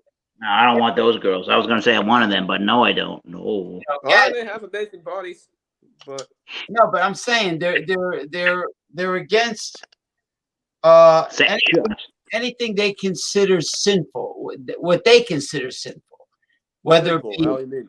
and whether it be connected to sex or connected to alcoholic beverages. You know what I mean? Or I was going to say, do they drink? They probably do. These people probably do drink. Wait a minute, they probably do. they're hypocrites. Yeah, now if you Exactly, are James. Right. anti-alcohol, That's what he's getting at. Like, if you're anti-alcohol, how much do you drink compared to other people? or if you're anti medicinal marijuana or recreational marijuana, I bet there were protests also just the same. How much do you do I it? really don't know. I really don't know. But do you have a thought on that there, Michael Hilton? Well, I think that whenever somebody opposes something, you can put me on full screen if you want. But if I know I keep saying that, but hey, thanks. Hey, thank you very much. Whoa, we're full screen. You're welcome. Whoa. My whole thing about this is no matter what. Thank you for the bell. It sounds better than on bicycles. On bicycles, it sounds really dumb for some reason. My whole thing, whenever somebody says they oppose something, even though they know that it's probably good for people, they probably they probably take it in, and that's where me and Gary and I probably align more. Is if you keep Gary Owens, you keep telling other people don't do this, even though you know it's good. And how much are you fucking doing it when other people aren't looking? Well, yeah. Gary Owens, Damian Owens. All you gotta do is tell other people don't do it, and then you get it in droves because they're not doing it because they're not able to. Yeah. I got you on that. I think this is a preface to this is me not personally. We call him Damien. I don't. People call him Damien. I don't. He's Gary Owens in his real actual life.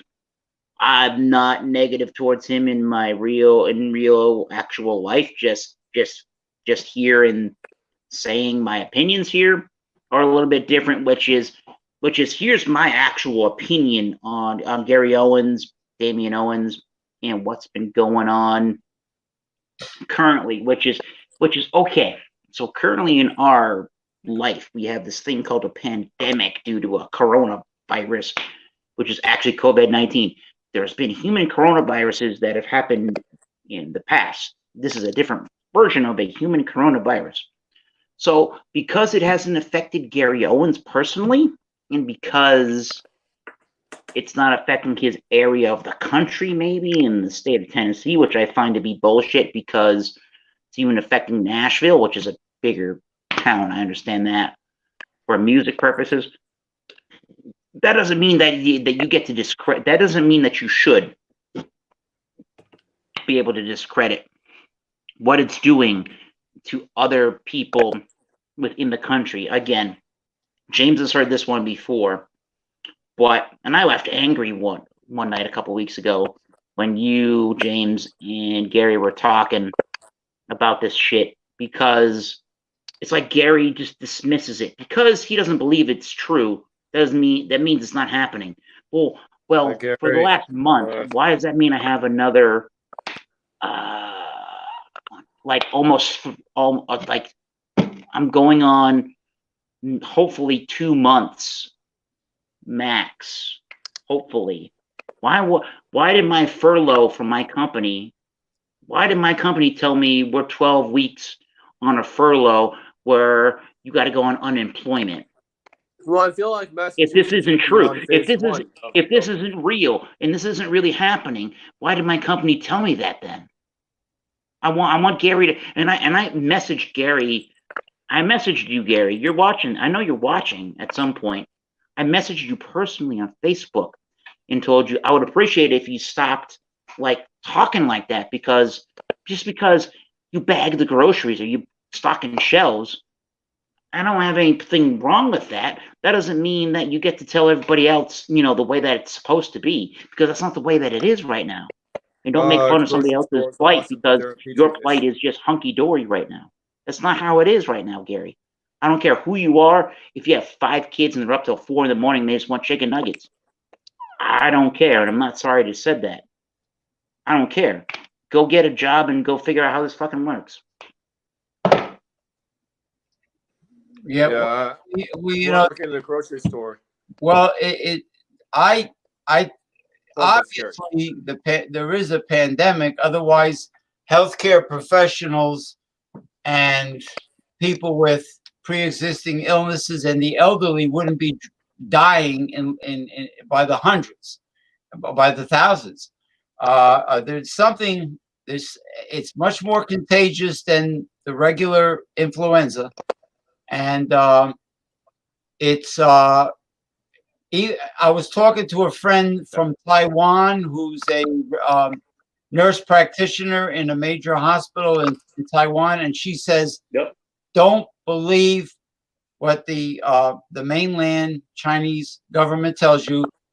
We here in Taiwan, we know it's a biological created weapon of war because of the way it's behaving. The way it's behaving, it's not behaving like other viruses. And why would healthcare professionals be dying? How come hospitals are not equipped like they should be? Why is Trump holding back on masks and gowns and gloves or whatever? Not. So I mean, there all I hear is Go ahead. the hospitals are in short supply. That We're now withholding on what we're withholding on 120% plus is the World Health Organization's funding, because I don't remember the number. I'm not talking like I remember this because I don't, but it's over 70% of their funding that this organization gets.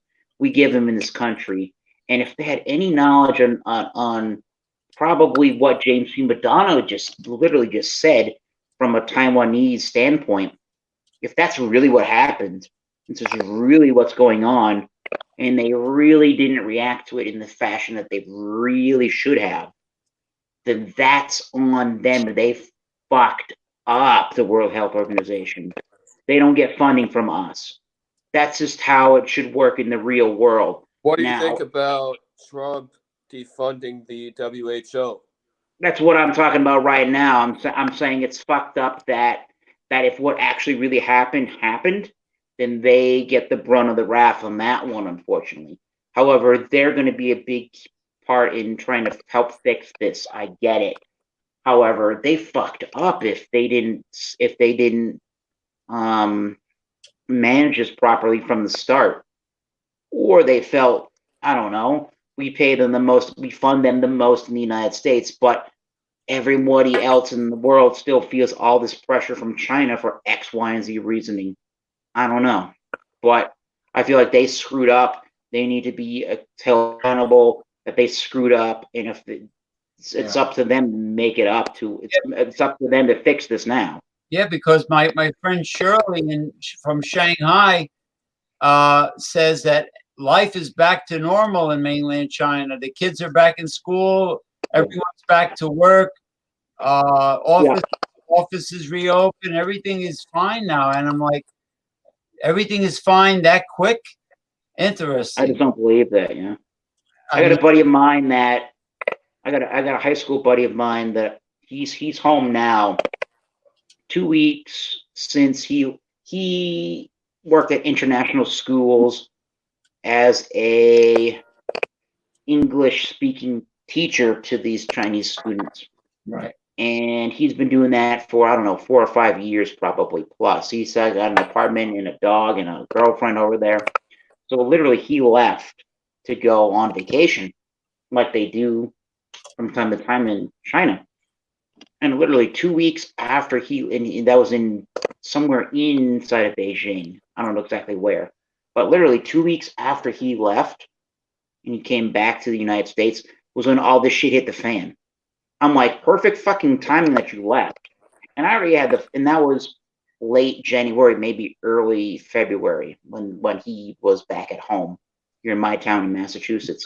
And literally, I got the flu the second week of February. He's not been sick once, and he lives in mainland China. He lived in mainland China for numerous years.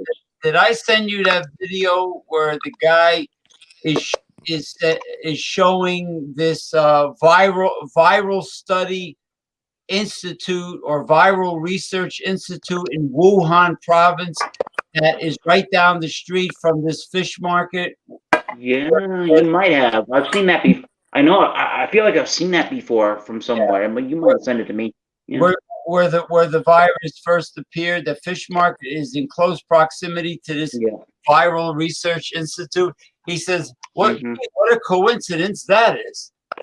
Yeah, it is a coincidence. It's no, I mean, no, it's not. So, but yeah. My buddy never got. My buddy never got sick. He's never been sick. I got the flu. I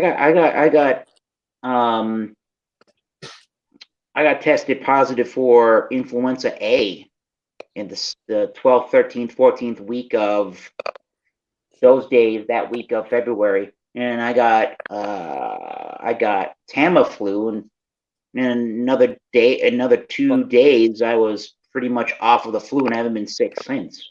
Yeah, so I know that I didn't have any problem. My company would have had a problem if what's happening right now happened in February. My company would have been fucking screwed, only because we all had my company had a big influenza outbreak for a few days, for a week or two, maybe collectively between the people that got it. It was 2 or 3 days, but it kind of amounted over the course of the amount of people that got it a week or two. After that, at the end of February, we all kind of got over the flu, basically, in my company. But it happened, and if that happened now, people would have been flipping the fuck out about it. But none of us.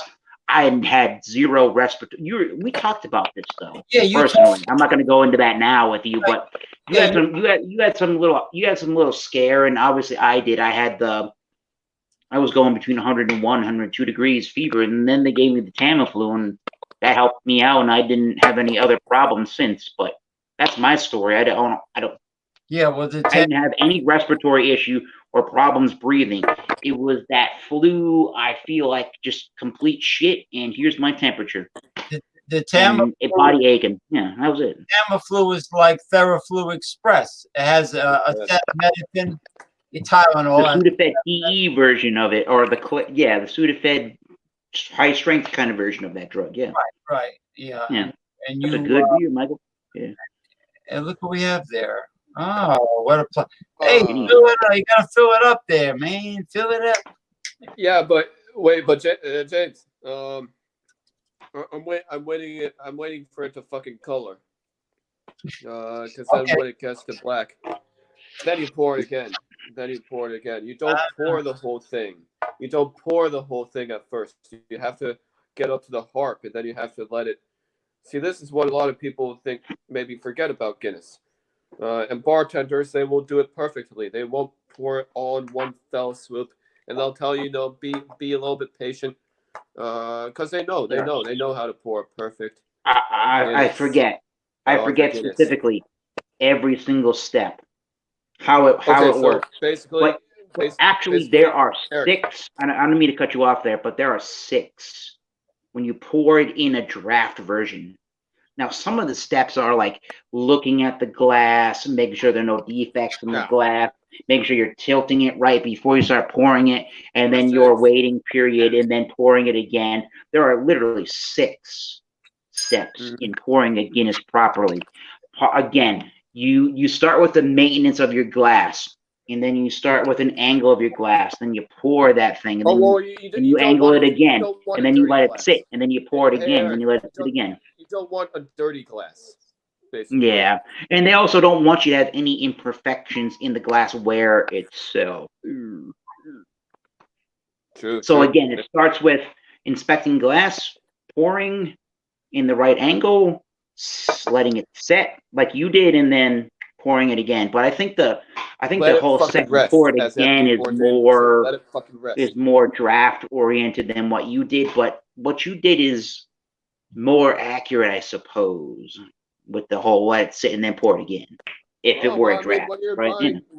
Thanks, man. I appreciate that you said that. And you know, it looks like you did that with your hazy. You know, basically, you're your own bartender, so you're your own best or worst product. So if somebody tells me, not Arthur Guinness, but basically somebody like him tells me this is how you pour it, I'm gonna, especially to respect the widget at the bottom, I'll pour it that way. Because I want the best out of the beer. I seriously think that if you pour it the wrong way, it's not going to come out across as nice. Mm-hmm. I think it's just going to fuck up the pour. Even Anheuser-Busch, well, according to Jay Turio the other day, they've changed their thought process, which is a little strange, but they, for the longest time, I know, James McDonough, Macro Beers, technically Guinness is one. Oh, shit. Oh, no. You pour the beer straight down the middle. You pour a Budweiser lager straight down the middle of the glass. And they've been telling you that for years. However, now they say you got to tilt it, and then you let it come up, and then you pour it straight. It's like now all of a sudden they've changed their ideology and how they want you to pour beer.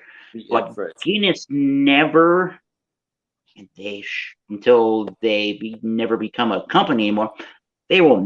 I don't think they're ever going to tell you anything different on how to pour that beer. I could be wrong, but I don't think so.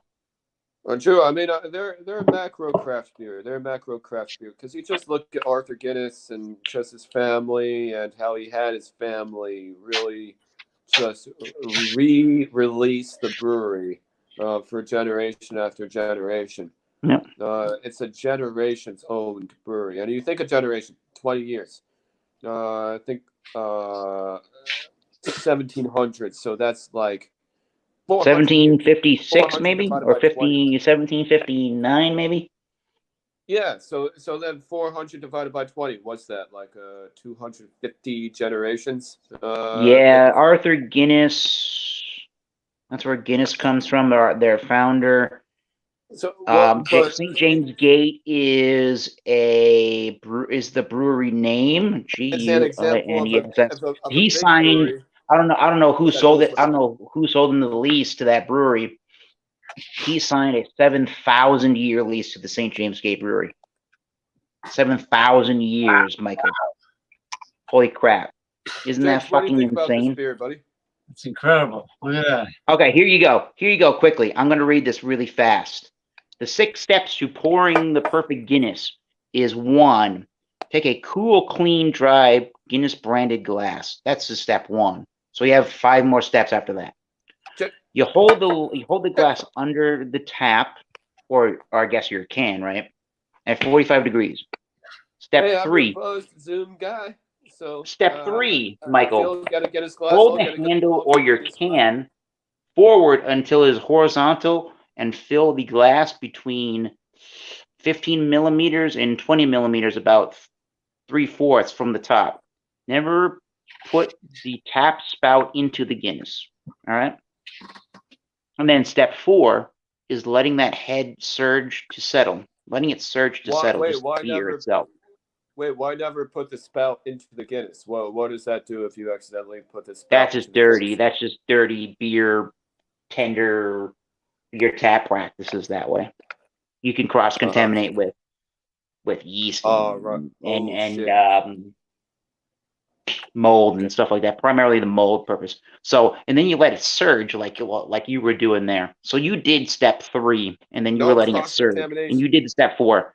And then step 5 here is top up the glass by pushing the tap handle backwards until the head is just proud of the glass. Do not let the stout overflow, and never use a spatula. Like with Stella Artois, never use a spatula to level the head. So Stella Artois, they cut the that's head the at the macro top of the cafeteria. glass. That's amazing. Don't do that.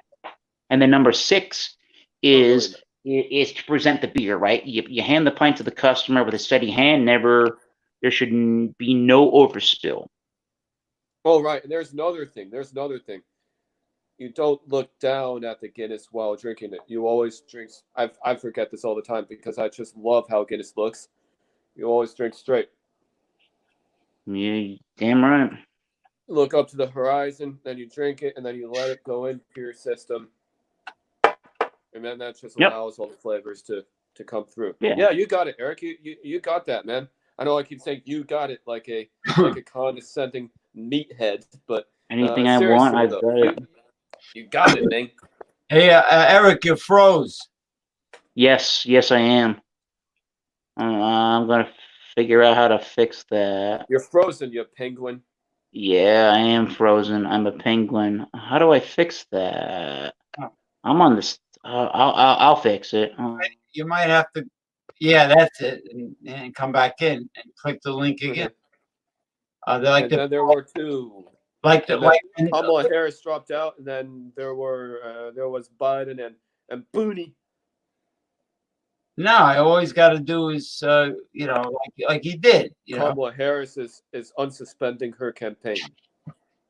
Oh, she is? That'd be nice. That'd be nice if Kamala Harris would, unsuspend her campaign and be maybe a little bit more appealing to her base instead of trying to be somebody who she's not. Well, all I know is every time Joe Biden is invited to a talk show or to be interviewed by journalists, just maybe the only times, just listen to him babbling. He sounds like he has early stage dementia, and it's such a shame because Obama didn't sound like he had early stages of dementia when he was running.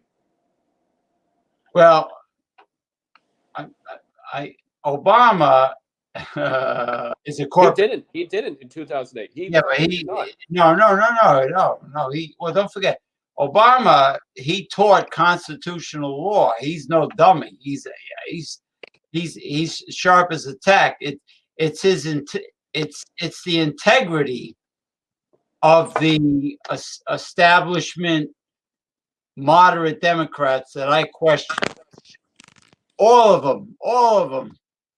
Amy Klobuchar, it doesn't matter. I question the integrity of the DNC. I like Amy. The DNC, and the DNC, and all the moderate centrist Democrats. I question their integrity. I think they're in bed with the oligarch.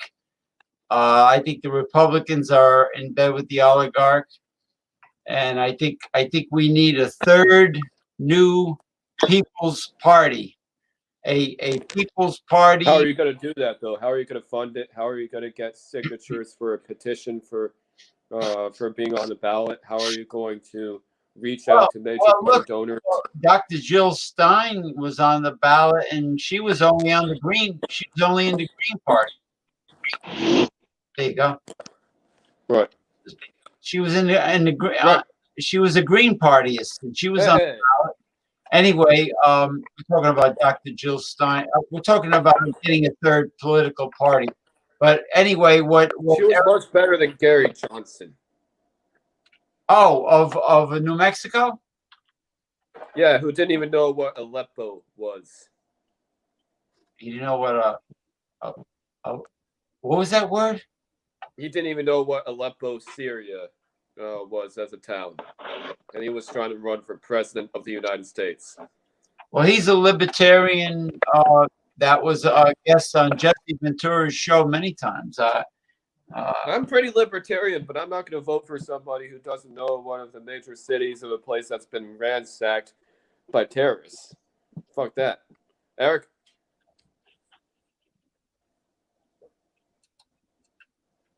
Aleppo, Barely hear you, buddy.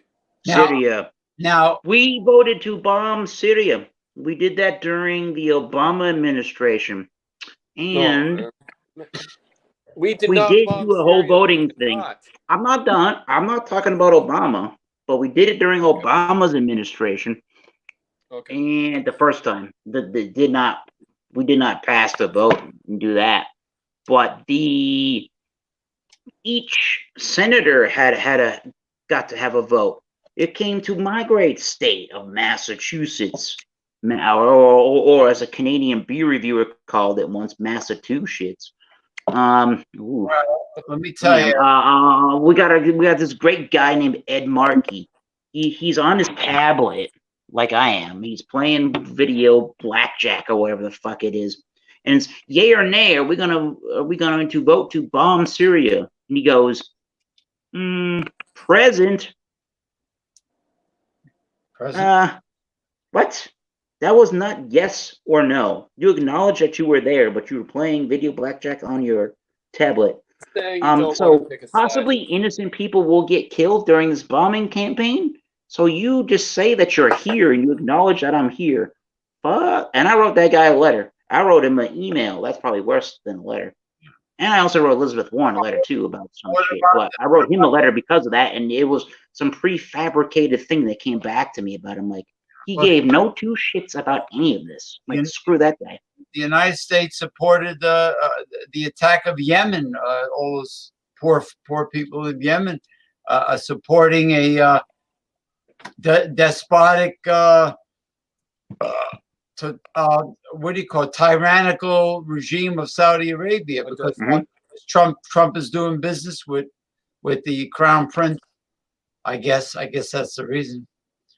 Well, because we get into a new conflict in the Middle East every 5 or 10 years. It's kind of like a pandemic. Oil. It was the oil.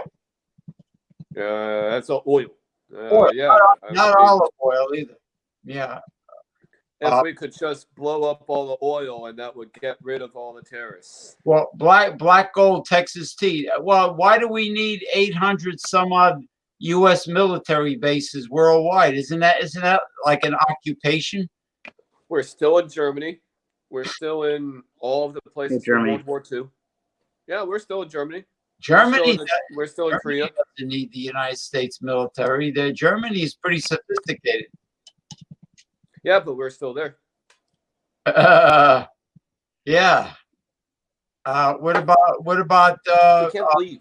What about the Philippines? Did Duarte kick? Yeah, we're there, and then we're in Guam. Yep. In Guam. It's like, what is it with Americans, and why can't Americans learn when to leave? And be it Trump. Well, we had I couldn't tell you ideologically why, but until World War I, we had no real interest in getting involved in a lot of stuff that happens globally around the world, as far as trying to, get into it with an armed conflict mindset involved. But we felt like, I guess we must. I'm not saying this, with a personal bias involved in it, but I'm saying I guess we must feel certain American interest in why we get involved in certain conflicts. Otherwise, why would we be getting involved in certain conflicts, right? But for how long do we stay and we involve ourselves in these conflicts? It's a whole different story. It's a whole different topic in that story. You can't talk about both in the same sentence, because one's not equal to the other in that statement. Right. Hey guys, I love you guys. I have to join a meeting in a while, say around 10:30. I have another Zoom that I got to join in on, but this is fun as hell. We're at 2 hours in now. We could, we could either wrap it up or or We can wrap it up, yeah. Yeah, let's do last call. Let's go. Well, you know what's funny? At one time, Iran and Iraq were enemies. Now they're. Oh, I guess. Derek. All right. Good night, That Eric. was fast. That was fast. Okay, yeah, that was real fast. It's been a pleasure, everyone, with the millions and millions and multitudes of people out there. Millions. Yeah, right. The millions. Well, the good thing is that these shows are recorded, and they can be viewed by the entire universe. Which is wonderful. But oh yeah, as Wolf Blitzer says, we have people from all around the world tuning in right now during this breaking time. It's the way he says it every time. Just great to be back. Now tomorrow night, I'm going to hammer. I mean, it's not going to be about beer reviewing. It's going to be about politics, and then Damien the Wolf Owens will do the tarot State of the Union tarot card reading, and I'll do my copper divining rod, and he's going to do the Confederacy part 6, the last. But you're not required to be sober during that stream. No. You could. Fuck that. You could drink. You could bring your alcohol beverage and go like this and go. But what I'm saying is, it's not. I'm listening. It's not about reviewing beers, but you could definitely guzzle anything you want. But it's gonna. I'm gonna be doing. I'll start off with a serious bashing of Bernie Sanders and Barack Obama, but mostly Bernie Sanders, because he's a grown man. Bernie Sanders. Yeah, he could say no. He could say no to Barack Obama and the DNC, and you know what I mean? He's allowed to say fuck off. Now, and then he ran 2 pretty successful campaigns, twice in 4 years. I mean, that's pretty much a major accomplishment. And then all of a sudden, and all his campaign money came from the little guy. He refused to accept big campaign contributions. He made a lot of money. He raised a lot of money with the help. That's what Trump did. That's exactly what Trump did. 2016. He didn't take a dime from corporations. It's just shit, man. When are we gonna realize this? So he really pissed off his supporters to the point where I think that by Bernie Sanders capitulating for the second time, I think he's going to cause many people not to vote. And yes. Unfortunately, this is what's going to happen. So that I'll talk about that. Damien will do the Confederacy Part 6, the last lecture about the Confederacy. Then he'll do the State of the Union tarot card reading. I'll do some copper divining rod questions. You're more than welcome to sit in with us. You're more than welcome. You're more than welcome to sit in with us. It just won't be a beer reviewing program. Now at the end, at the very tail end, sometimes Mr. Owens talks about he likes malt liquors. He likes malt liquors. Sometimes he'll do Steel Reserve and he'll do like malt liquor talk, or at the end, if we drift in that direction, then it's fine. But we have to get all the get everything handled first, and then drift toward that area. The politics, the mysticism. Well, that's the topic of the show.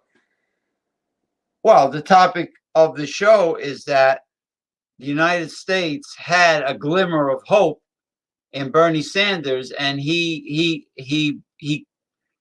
a coward. He's a traitor and a coward, and he backed out for the second time. I think, honestly, I think if it wasn't for Coronora, he would have still been in there. Coronora upset the whole fucking primary. Who's Coronora? I'm sorry. Who? Instead of Corona, Oh, Corona. I don't like because of Corona beer. So that's why I call it that. Yeah, but but the thing is, Bernie, he was he became United States Senator as an independent. He only tends to switch to Democrat when he's running for president. Other than that, he's an independent. He could very easily remain on the ballot as an independent, Bernie Sanders. And well, yeah, you don't really drop out. I mean, you drop out, but you still have. Trump is right about that. You drop out, but you still have your delegates. It's kind of a system. It's a messy system. How you concede if you don't concede your delegates? Yeah, I mean, he has legions of people that show up at his rallies, and he stands an excellent chance of winning if he just stays on the ballot and doesn't support this person by the name of Joe Biden, who has so many skeletons ready to fall out of his closet. It's insane. It's stupid. It's like here we go again. We're going from the furnace into the frying pan. Oh, we're settling for the lesser of two evils once again. And this is what tomorrow night's show is going to be about. That America has to continue to be stuck settling for the lesser of two evils every 4 years. And where does it get us? Shit on the end of a stick. Now, you could vote for Biden, but you can vote for Biden reluctantly. You can say, just like many people held their nose about Trump, you can say, I'm holding my nose. What about writing? What about writing in somebody? Like I don't know if that helps. Like whether Bernie Sanders likes it or not. What if I just write in? But then that helps the right. That helps the right, especially because they're still eligible to win another term. That just helps them, dude. That just secures them, as far as I'm concerned, another term. That I know people keep saying that idea, and honestly, ideally, right now it might sound good. But Biden was vice president, and because of Coronora, that's how he got in. It wasn't gonna be Gabbard. It wasn't gonna be Sanders, Harris, Klobuchar, Buttigieg. I said his name right, I think. Yeah. Buttigieg. Buttigieg. I think you liked him for a time, except for when he dealt with a lot of the banks that no one dealt with. He reminds me of a ventriloquist dummy. He looks like a Pete Buttigieg. Oh, the wine cave man, Buttigieg, wine cave. Well, what about Julian Castro? I was kind of disappointed when Julian Castro dropped out. You know what started happening? A lot of those, what were there, 18 people running? Yeah, well over 20. I think it was 24. They started sounding more. They started going more to the right, and sounding less like Democrats, being inauthentic, less progressive. They started drifting to the right, and you know who sounded the most progressive besides Bernie? Is the billionaire Tom Steyer. Tom Steyer. Yes. Him and Bernie for Tom Steyer. I would have beer with Tom Steyer. He's the only other one besides Sanders that sounded progressive. Oh, forget about Elizabeth Warren. She's not a real progressive. Not. She's more like a centrist. But really, Elizabeth Warren from Massachusetts, really well. Well, I mean, she's not for a universal Medicare for all, universal health care. She's really not for that. She's not for she. She keeps on flip-flopping. She kept on changing her mind, flipping. John Kerry did that. You know who else did that? John Kerry. A lot of people said that he would. Yeah. He kept doing that. John. And just because I say, by the way, just because I say last call doesn't mean, you're in a bar, somebody says last call, it doesn't mean shut the fuck up. It just means that, things are starting to wind. Last call. Yeah. It doesn't mean shut the fuck up. It just means we're about to hit the. Yeah. So I mean, I really, really do not want to settle for the lesser of two evils anymore. I can't stand Joe Biden. I think Joe Biden, aside from him being a corporatist, does have a mental deficiency, and you could hear it in the way he explains anything. What is that? How Sanders can articulate so clearly and calmly, and yet Biden, on the other hand, even though you know that you want the former vice president of the United States, for some reason he can't. That's why Sanders got into it, because he has this charisma. He has this natural ability. Bernie, why can't these seasoned Democrats get it? Especially if they keep saying, "Oh, I'm a seasoned Democrat." Well, why can't you get what the insurgent guy has? Why can't you adapt to it? What the fuck? Bernie Sanders, even with the 2 stents in his artery, is like the Energizer Bunny. He could debate with unstoppable. He would kill Trump in the debates. Unstoppable energy. I fucking butchered that, by the way, when I said that Sanders would kill at debates. Even I butchered that. I was like, no, I heard Sanders go off on. You know what shows the tremendous energy and stamina of Bernie Sanders? When he was interviewed by Rachel Maddow on the, MSNBC, he rose his voice, or if that's proper grammar, he raised his voice, and he went on and on, and without coming up for air. He went on and on and on, and hammered and hammered and hammered. And you would never think in a million years the guy was in his late 70s and he had 2 stents in his arteries. You would never think it. Now that's why people like him, right? I mean, and then next time Biden is being interviewed, turn up the volume and listen to how he answers the questions. Biden is all over the place, stuttering, stammering, chopping up the sentences.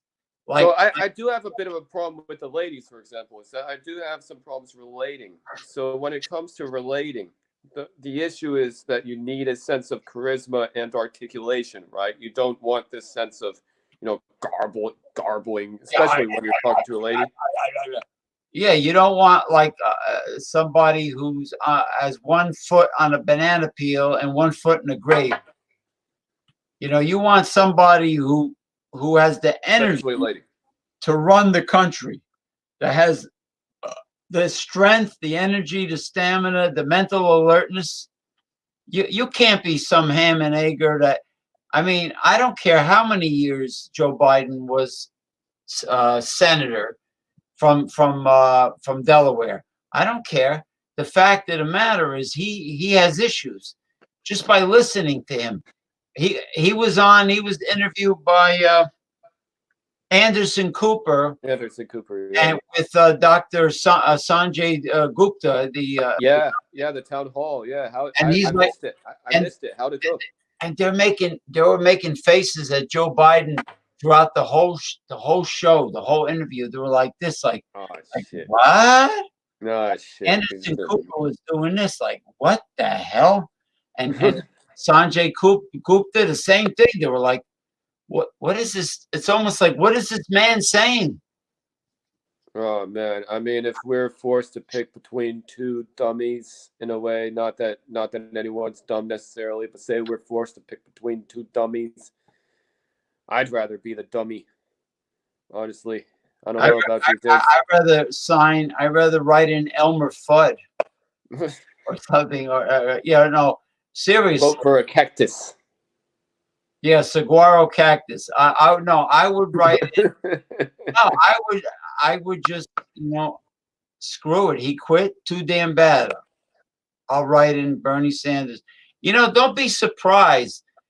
I heard that Sanders supporters are furious. They really do not want to vote for Joe Biden. They really. Yeah, but Sanders made it voluntary in a way, even though he was maybe a little bit pressured, which I think kind of like with talking to girls, you never want to pressure anybody, right? He was kind of pressured. It was still voluntary in a way. I think the DNC.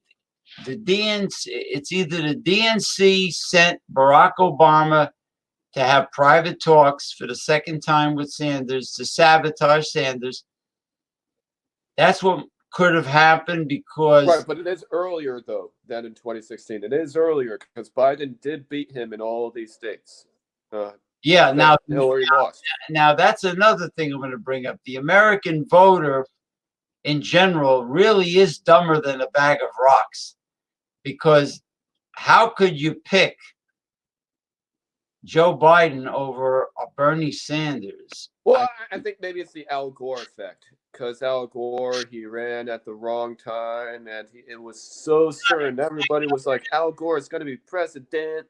Yeah, so many people are infatuated and literally hypnotized by Barack Obama. I don't see in Barack Obama what the average person sees. I see a car dealer, a late night car dealer commercial when Barack Obama talks. He's slick. He's a control freak, but he's far from being innocent. That's all I have to say. And Ralph, in 2008, Ralph Nader was ostracized from the media by telling the truth. He said he called Barack Obama and Uncle Tom in 2008. And meaning he's a black guy that sold out to the fat cats, that really turned his back. Yeah, that pisses me off, honestly. On the people, on the little guy. The little that honestly fucking pisses me off. But I know what you mean, though. But we'll let's save our energy for tomorrow night at 10:30 p.m. It's been a pretty good episode. It's been a success. A success. 10:30. Yeah, it'll be 10:30 p.m. Sunday, not tomorrow. What am I saying? Sunday night. Sunday evening. Sunday evening. All right, Chief. Get ready for your next trip. You're into another dimension. Yeah, that's always me. You're going into a parallel universe or a dimension? Where you're going somewhere? James, maybe I feel like you're always in the same dimension. I feel like I'm always in some different dimension somewhere. I don't even know. Am I dreaming? Well, I saw a person walk by me. I saw a spider walk up my wall. But is it a dream, or am I awake? Am I infected, or am I safe? Or are you seeing shadow people from another interdimensional traveling shadow people from? I'm going to put on the Travel Channel, and maybe Ghost Adventures and the Dead Files will be on. That sounds fucking good. Or maybe Ancient Aliens is on the History Channel. That sounds cool. Yeah. Oh, by the way, William Shatner's new show called The Unexplained, excellent. I've definitely got to see what's going on with William Shatner. William Shatner's new show is really good. I saw several episodes already. He's good. I like him. I like him. He's cool.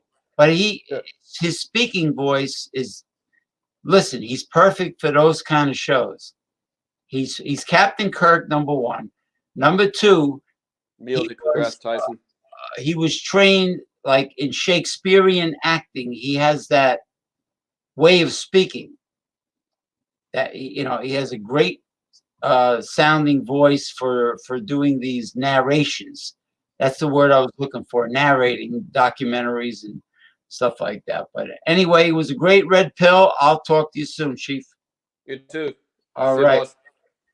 Later.